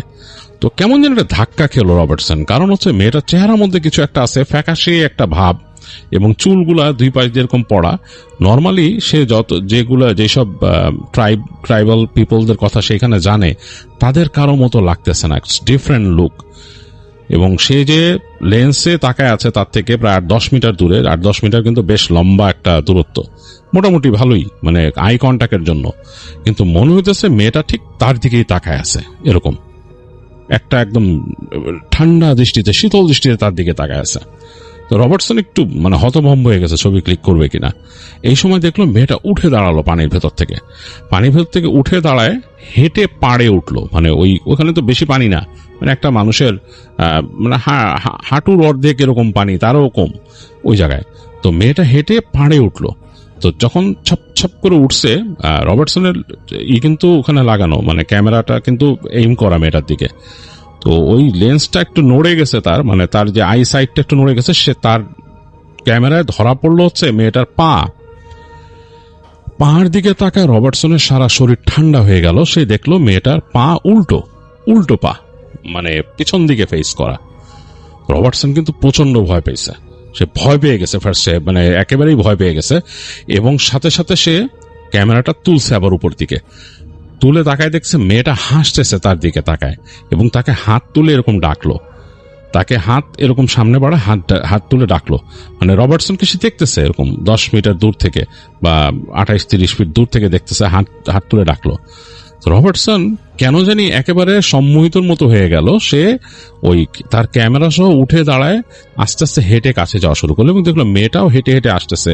তার এই উল্টো পা নিয়ে সে খুব স্বাভাবিকভাবে হেঁটে আসতেছে। খুবই স্ট্রেঞ্জ একটা বিষয়। তো রবার্টসন আর তার মধ্যে দূরত্ব মনে হয় 5 মিটারে চলে আসছে। রবার্টসন একদম দেখতে পাচ্ছে মেয়েটা একদম আসছে, চুলগুলো খোলা, এবং চুল এত লম্বা, সেই চুল মানে তার পেছনে ছেছড়ে আসতেছে বেশ খানিকটা, এবং পা দুটো উল্টো, এবং সে খুব সুন্দরভাবে হেঁটে আসতেছে এটাতে। রবার্টসনের কেমন যেন একটু অস্বস্তি লাগতেছে, তার নিজের মন বলতেছে আমি যাব না, আবার সে যাচ্ছেও হেঁটে সামনে, কেমন যেন একটা সম্মোহিতর মতো অবস্থা। আর মেয়েটার চোখ দিয়ে তাকাছে, চোখটা বেশ সাদাটে, তার মনি দুটো মনে হচ্ছে ছোট চোখে। মোটামুটি যখন নাকি রবার্টসনের সাথে প্রায় 5 মিটারের মতো দূরত্ব, এই সময় একটা ব্যাপার ঘটলো। হঠাৎ করে একটা জ্যাগুয়ার লাফ দিয়ে পড়লো। মানে রবার্টসন দেখলো যে একটা হলদে কালো ডোরা কাটা কিছু একটা, মানে খুব বিদ্যুৎ গতিতে লাফ দিয়ে তার সামনে পড়লো একদম, মানে তার থেকে প্রায় হয়তো 2 মিটার দূরে লাফ দিয়ে পড়ে আরেকটা জাম্প করলো ওই যে মেয়েটা আসতেছে যে ওইটার দিকে। তো দেখলো যে ওই মেয়েটা এত দ্রুত ওখান থেকে সরে গেল, যেটা কোনো মানুষের পক্ষে কোনোদিন সম্ভব হবে না। একটা রেখার মতো রেখে গেল ওই জায়গায় শ্যাত করে, এবং সে যে চলে গেছে ওই পাশে যে ঝিরি পার হয়ে শ্যাত করে ওই পাশে চলে গেছে। আর এই জ্যাগুয়ারটা লাফ দিয়ে পানিতে পড়ছে, তারপর লাফ দিয়ে ওদিকে গেছে। তো রবার্টসন 1 সেকেন্ডে কিছু বুঝতে পারলো না, পুরো হতবিহ্বল হয়ে গেছে সে কি করবে। এই সময় সে তার হাতের কুনুইতে একটা স্পর্শ পেল, মনে হলো যে কেউ তাকে এরকম হাতের কুনুইটা চেপে ধরছে পেছনে। ওই যে গাছটা ছিল, যে বড় গাছটা ঝুরি নামছে ওই গাছের ওখান থেকে। তো রবার্টসন চমকায় উঠছে, তার ক্যামেরা হাত থেকে ছুটে গেছে, কারণ তার ক্যামেরা গলায় যদি স্ট্রিপ দেওয়া না থাকতো তাহলে পড়ে যেত। তো সে দেখলো, ফিরে তাকায় যে কেউ একজন তাকে টেনে নিল পিছনে। সে ভালো মতো তাকায় দেখতেছে আলো আধারের মধ্যে ওই যে গাছটা ঝুরি নামছে, যে ওইটার পাশে যে লাল ফুলের যে কতগুলো গাছ, ওর পেছনে একটা মেয়ে দাঁড়ানো। এই মেয়েটা ওই মেয়েটা না, কিন্তু এটা ডিফারেন্ট মেয়ে। তো সে একটা অদ্ভুত ড্রেস পরা, দেখে মনে হচ্ছে কোনো ট্রাইবাল ড্রেস, আর এই ড্রেসটার তার মাথার মধ্যে একটা মুকুটের মতো আছে এরকম। তো সে তাকে কিছু একটা বলল ট্রাইবাল ভাষায়, যেটা আসলে বুঝতে পারে নাই, রবার্টসন বুঝতেই পারে নাই কোন ভাষা বা কি। সে তাকে বলে মনে হচ্ছে যে খুব গম্ভীরভাবে বলে তাকে হাত দিয়ে দেখাচ্ছে যে দিক থেকে আসছে ওদিকে চলে যেতে। এটা বুঝতে পারলো রবার্টসন যে তাকে হাত দিয়ে ওদিকে দেখাচ্ছে চলে যেতে, এবং আরো কিছু বলল। তো রবার্টসন শুধু তাকে জিজ্ঞেস করলো যে who are you, what's your name. তো মেয়েটা তাকে বলল লুলু। এই যে লুলু কথাটা শুনছে সে বুঝতে পারলো যে মেয়েটা তার সে যে জিজ্ঞেস করছে কোয়েশ্চেন, এটা উত্তর সে বুঝছে। তো যেহেতু সে উত্তর দিছে সাথে সাথে লুলু, তখন সে বলতেছে who are you, where you came from, where do you live, এরকম জিজ্ঞেস করতেছে রবার্টসন। ওই মেয়েটা আর কোনো উত্তর দিল না তাকে আবার হাত দেখালো ওদিকে, এবং রবার্টসন বলতেছে তাহলে আমার সাথে আসো, কাম উইথ মি। সেই মেয়েটা তার দিকে আসলো না, তাকে আবার হাত দেখাইতেছে ওদিকে যাওয়ার জন্য। তারপরে মেয়েটা চোখ বড় বড় করে বেশ গম্ভীর ভাবে ওই ঝিরির অপর পাশ হাত দিয়ে দেখায়, বলতেছে কুরুপিরা, কুরুপিরা। যেভাবে করে কুরুপিরা বলছে, এই কুরুপিরা কিন্তু সে বুঝে গেছে, রবার্টসন বুঝছে যে কুরুপিরা মানে ওই জিনিসটার কথা বলছে, ওই যে সেই লম্বা চুল। তো সেই চিন্তা করে সে বললো ওকে ওকে, রবার্টসন বললো ওকে, কারণ তার মাথার মধ্যে এখন ওইটার কোনো ব্যাখ্যা নাই ওই জিনিসটা কি ছিল, পা উল্টা এবং চুল এরকম বড়, এবং ফাঁস করে যে গেছে এত দ্রুত কিভাবে, এটা কোনো মানুষের পক্ষে যাওয়া সম্ভব না। তো সে ওকে ওকে বলে সে জাস্ট তার ক্যামেরাটা হাত দিয়ে ধরলো। এই সময় দেখলো যে ওই মেয়েটা ঘুরে গেল, ঘুরে হাঁটা দিল, এবং খুব দ্রুত হেঁটেই অনেকটা ছোটা শুরু করলো ওই গাছপালার মধ্যে দিয়ে, এবং একসময় তাকে আর দেখা গেল না। তো মেয়েটা চলে যাওয়ার পর রবার্টসন খুবই ভয় পেয়েছে। সে একলা ওখানে দাঁড়ায় থাকতে তার গা কাঁপতেছিল, সে বারবার ওই গাছপালার দিকে তাকাইতেছে এবং তার ভয় লাগতেছে। তো সে দ্রুত হাঁটা শুরু করলো। সে চিন্তা করলো সে কিভাবে আসছিল তার একটা আন্দাজ আছে, ওইভাবে সে হাঁটা শুরু করলো। হাঁটতে গিয়ে সে দেখতেছে বেশ খানিকটা সে চলে আসছে, এবং তখন আলো হারায় যাচ্ছে।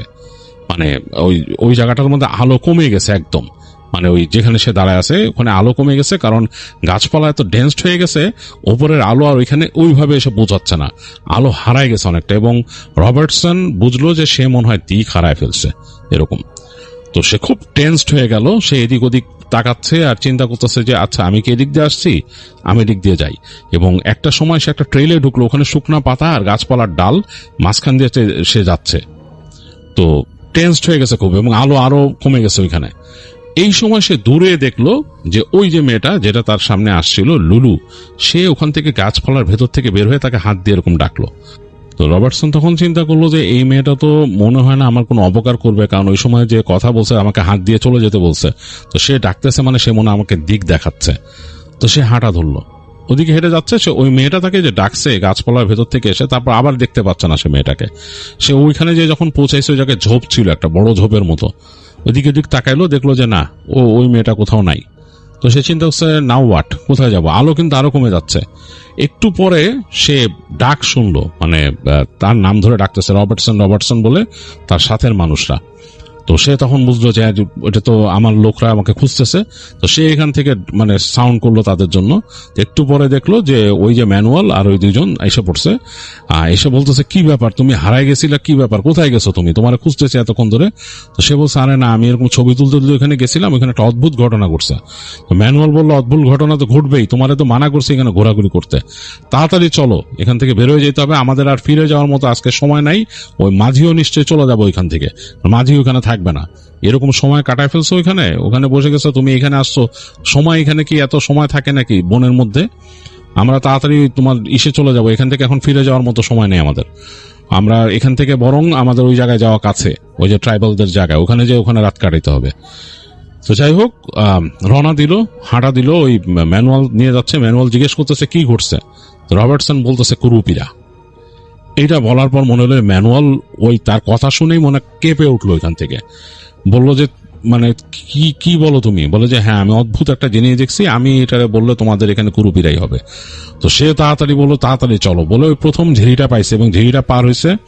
এরকম করে তারা হেঁটে আরো দুইটা ঝিরি পাইছে, এবং থার্ড ঝিরিটা আরো বড় ছিল, সেখানে তাদের কোমর ডুবে গেছিল পানিতে, এত পানি, ওখানে পানি বাড়ছে আর কি।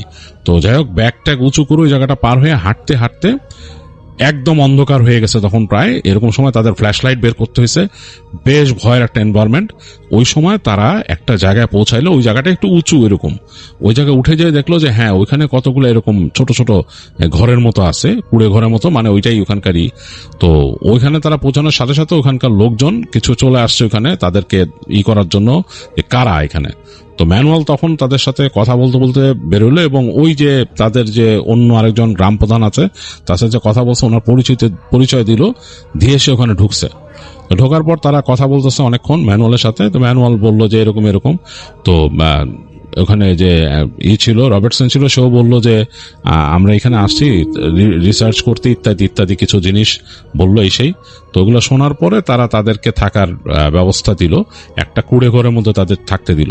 রাত হয়ে গেছে এবং অন্যরকম একটা পরিবেশ ওইখানে, একদম বনের ভেতরে, ডিফারেন্ট টাইপ অফ এনভায়রনমেন্ট। হ্যাঁ, মানে পুরা নিকষ কাল অন্ধকার, এবং তাদের জ্বালানো যে পিদিম সেটা দিছে শুধু থাকতে, এবং তাদের যে খাবার দাবার সেগুলো দিছে খেতে। তো রবার্টসনরা খেলো। তো তখন ম্যানুয়াল দেখতেছে রবার্টসনরা যখন খাওয়া দাওয়া করতেছে, ম্যানুয়াল বাইরে যেয়ে খাচ্ছে তাদের সাথে। তো একটু পরে ওদের মধ্যে একজন আসলো, এসে বলল যে তোমাদের মধ্যে কুরুপিরা কে দেখছে। এটা টুকিটাকি বুঝতেছে আর কি রবার্টসন ওদের কথা। রবার্টসন এরকম হাত উঁচা করলো যে সে দেখছে। তো সে মানে মনে হলো যে ভয় পাইছে রবার্টসনের কথা শুনে। তো তারপর তাকে বললো যে এগুলা বলবা নাকি। ম্যানুয়াল বললো যে তুমি কি শেয়ার করবা তাদের সাথে কিভাবে কি হয়েছে। তো সে তখন বেরোলো, বেরোয় যে রবার্টসন বসলো, বসে একটা জায়গায় গোল হয়ে বসছে, তার আগুন জ্বালায় ওইখানে। তো তার দুই যে মেম্বার আর কি, তার সাথে যে দুইজন কলিগ, তারা কিন্তু শুয়ে পড়ছে, তারা আর আসবে না। তো রবার্টসন যে বসছে ওইখানে, ম্যানুয়াল বসছে, আর ওদের গ্রামের কয়েকজন মানুষ এবং এই গ্রামের একজন প্রধান। তো বসে রবার্টসনকে বলতেছে, রবার্টসন বলতেছে ম্যানুয়ালকে, ম্যানুয়াল ট্রান্সলেট করে দিচ্ছে তাদেরকে। রবার্টসন আবার এদের কথা কিছু বুঝতেছেও। তো সে যখন পুরো ঘটনাটা বললো এরকম এরকম সে দেখছে এই সেই। তো যখন নাকি লুলুর প্রসঙ্গ আসছে তখন তারা পুরো অবাক, ওই যে গ্রামের লোকরা বলে যে কি বলতেছো তুমি, মানে এটা কি সম্ভব।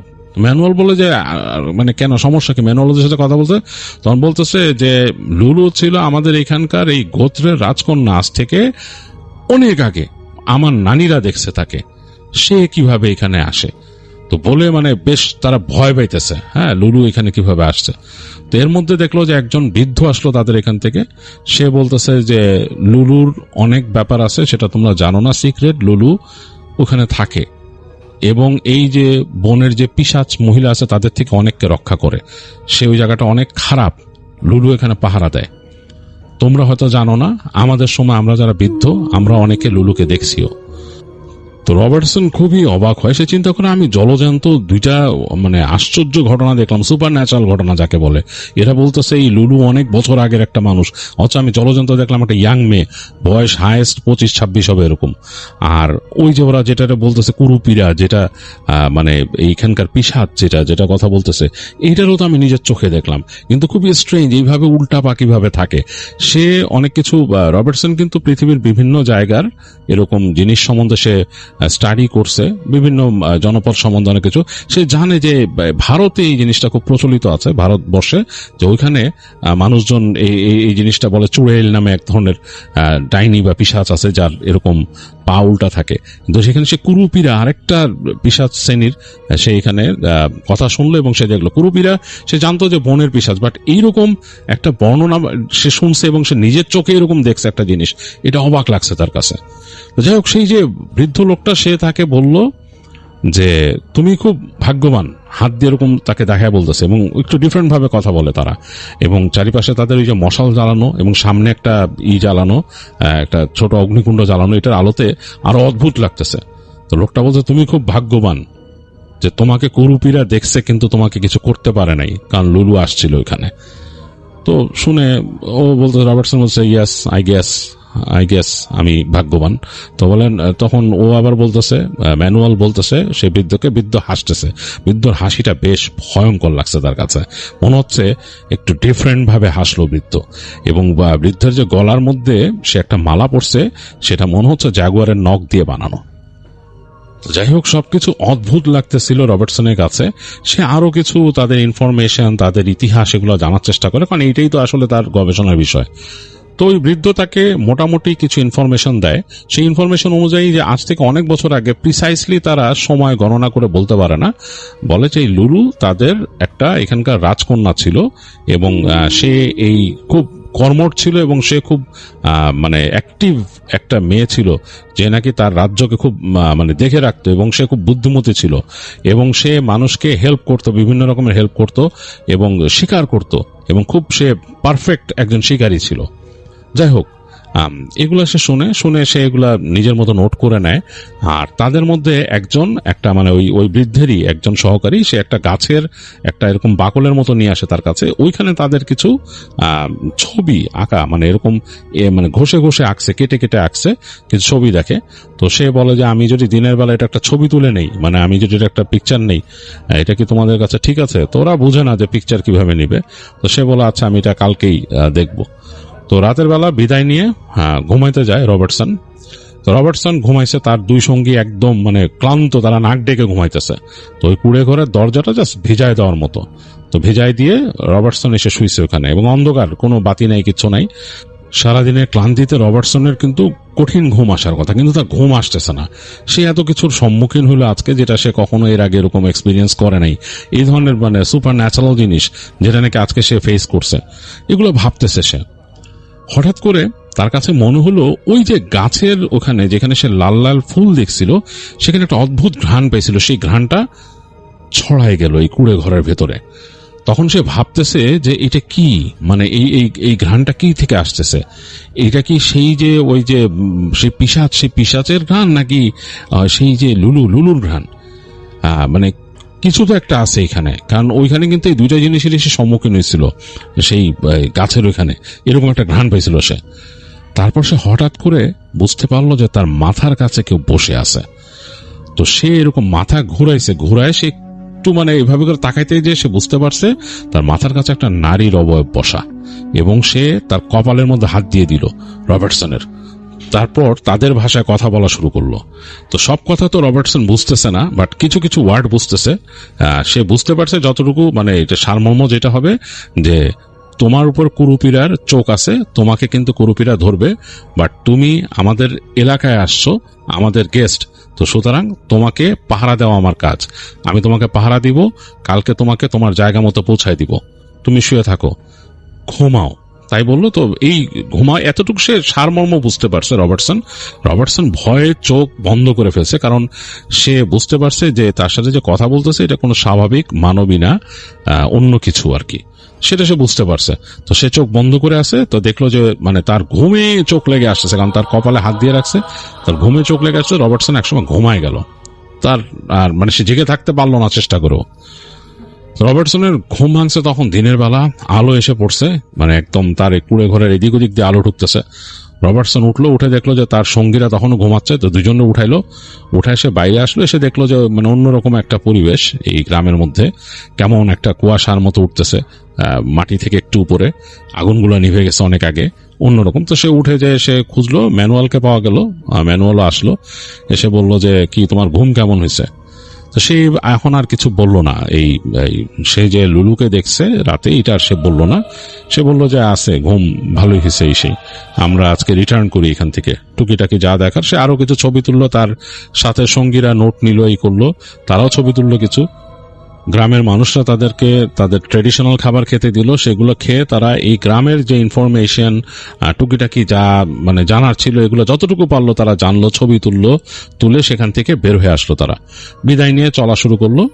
তো যাচ্ছে তারা বিভিন্ন জায়গায়, এরকম করে ঝিরিগুলো পার হচ্ছে। প্রথম যেটা নাকি গভীর ঝিরি ছিল সেটা পার হলো, তারপর যে লাস্ট ঝিরিটার কাছে এসে জানি কেমন লাগলো রবার্টসনের কাছে, মানে একটু অস্বস্তি, কারণ এখানে উদ্ভট একটা যে কালকে সে একটা জিনিস ফেস করছে, এর জন্য জায়গাটা একদম অন্যরকম লাগতেছিল। যাই হোক, ওই ঝিরিটা সে পার হয়ে গেল। তো পার হয়ে সে যখন নাকি হেঁটে ওই মূল ট্র্যাকে তারা উঠতেছে, মানে মূল যে তাদের রাস্তাটা ট্রেইল সেখানে উঠতেছে, তার কানের কাছ থেকে ওদের যে এই ভাষা, তাদের যে ওখানকার ট্রাইবাল ভাষা, সেখানে একটা নারী কণ্ঠ তাকে বলে গেল বিদায়। সে বুঝতে পারছে পুরা, মানে ওই ট্রাইবাল ভাষায় বিদায় বলে গেছে। মনে হয় একটা বাতাসের ঝোঁকা তার কানের কাছ দিয়ে চলে গেছে বিদায় বলে, এবং তার চুলটা নড়ে উঠছে এক পাশ থেকে। তো রবার্টসন অবাক হয়ে গেল, তার গায়ে কাটা দিয়ে গেছে। তো সে মানে অবাক হলো, সে একটু ডানে বামে মাথা ঘুরেলো, কাউকে কিছু বললো না। যখন হাঁটতে থাকলো, হাঁটতে হাঁটতে বেলা চড়তেছে। এক সময় ওই যে ম্যাপ ধরে ম্যানুয়াল যেভাবে আসছিল, এক সময় যে পৌঁছায় গেল নদীর পাড়ে। তো ওখানে যে দেখতেছে বোট নাই। তো খুব বিরক্ত, কারণ বোটম্যান কালকে চলে গেছে স্বাভাবিক, এরকম ইনস্ট্রাকশন দেওয়া ছিল ম্যানুয়ালের। তো ওইখানে অপেক্ষা করতে করতে তারা যখন বিরক্ত হয়ে গেছে, মানে একদম অবাক হয়ে গেছে, এখন কি করবে, এখানে এই ক্যানালের মধ্যে কোনো আসতেছে না, মানে এইখানে কোনো নৌকাও আসতেছে না। এই সময় তারা ওই যে ইঞ্জিনের শব্দ পেল বোটের, তো খুব আশাবাদী হলো, দেখলো যে হ্যাঁ একটু পরে আসলেই ওই লোক বোট নিয়ে আসছে, ক্যানালে ওইখানে ঢুকছে, ঢুকে তাদেরকে পাইছে। পাওয়ার পর তারা উঠলো, ওঠার পরে তখন রবার্টসন জিজ্ঞেস করতেছে যে তুমি চলে গেছিলা, ভালো কাজ করছো, আবার তুমি কিভাবে বুঝলা যে আমরা এরকম আসবো? বলে আমাদের এরকম ইনস্ট্রাকশন দেওয়া থাকে, কোথাও গেলে পরদিন আবার সার্চ করতে আসি আমরা কি হয়েছে, আর যদি তারপরেও না পাই তখন আমরা এখানে সার্চ পার্টি বের করে নিয়ে আসি, আমাদের নিজস্ব সার্চ পার্টি, তারা এসে খুঁজে কোথায় কি হয়েছে, কি সমস্যা, এগুলো দেখে। তো যাই হোক, তোমরা তো এখানেই আসছো, অসুবিধা কি? তো বলে তাদেরকে নিয়ে বোটে বের হইলো, আবার ঘুরে তারা চলে আসলো তাদের যে ওখানে মূল যে তাদের যেই সাইট ছিল সেখানে চলে আসলো। ওখানে এসে তাদের জিনিসপত্র গোছায় একসময় তারা রওনা দিল আবার সেই বোটে করে, আর তারা ব্যাক করে চলে আসলো।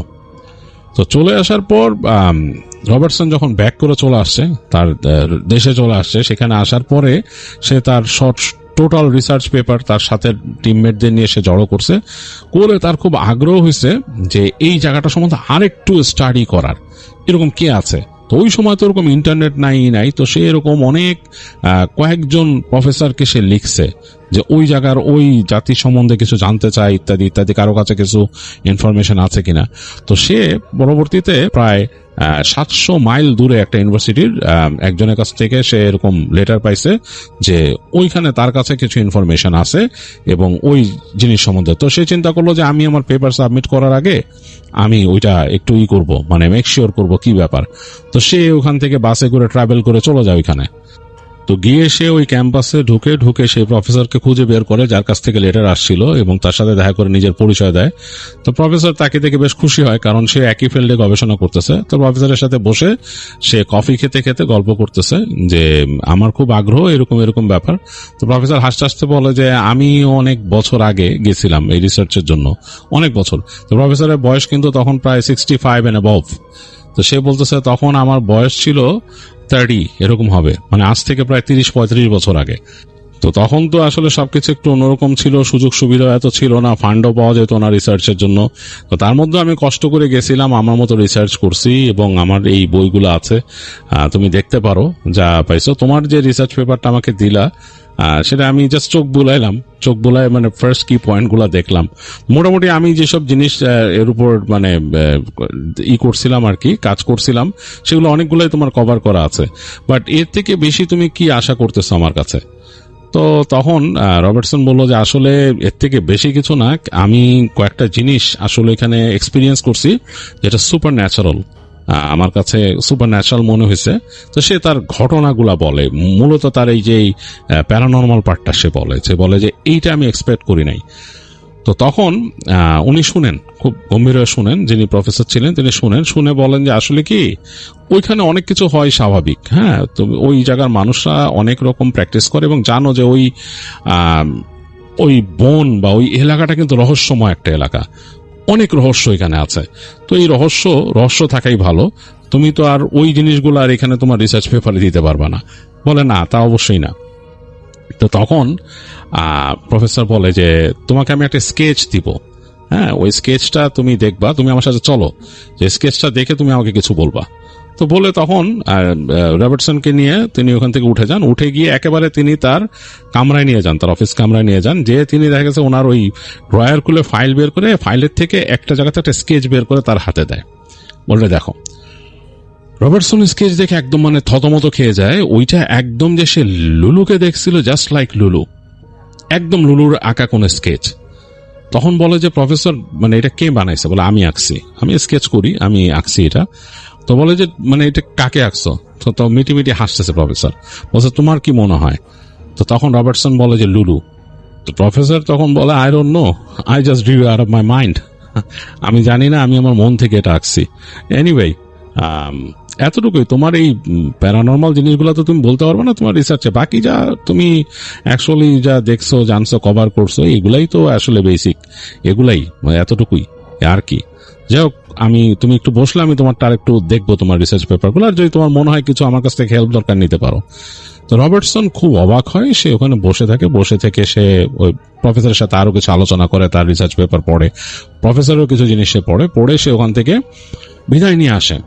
তো প্রফেসর তাকে আসার সময় কাঁধে হাত বুলাই দিয়ে বলে যে অনেক স্ট্রেঞ্জ জিনিস আছে পৃথিবীতে, তো সেগুলোকে স্ট্রেঞ্জ হিসেবে থাকতে দেওয়াই ভালো, এগুলোকে বেশি খোঁড়াখুড়ি করা ভালো না। ওকে, তার কাছ থেকে বিদায় নিয়ে নেয়। তো রবার্টসন চলে আসে। তো এই ছিল রবার্টসনের ঘটনা। রবার্টসন এইটা শেয়ার করছিল ডেভিডের বাবার কাছে, কারণ সে বন্ধু ডেভিডের বাবার। ডেভিডের বাবা এই ঘটনা জানতো। ডেভিডের কাছ থেকে ঘটনাটা কালেক্ট করলো রাজ আর তার ওয়াইফ টোরি, আর আমি আমার মতো করে ঘটনাটা আপনাদের কাছে শেয়ার করলাম। আশা করি আপনাদের ভালো লেগেছে। ভালো লেগে থাকলে আমাকে আসসালামু আলাইকুম। আপনারা সবাই ভালো আছেন? আপনাদের দোয়াতে আমিও ভালো আছি। আমি আমার এই চ্যানেলে সব সময় কিছু সাইট থেকে বাছাইকৃত করে ভয়ানক ভূতের ঘটনা সংগ্রহ করে থাকি। তারপরে আমি আমার চ্যানেলে প্রতিদিন পাবলিশ করে থাকি শুধু আপনাদের জন্য। আপনারা যদি ভালো ভয়ানক ভূতের ঘটনা শুনতে চান তাহলে প্রতিনিয়ত আমার পাশে থাকবেন।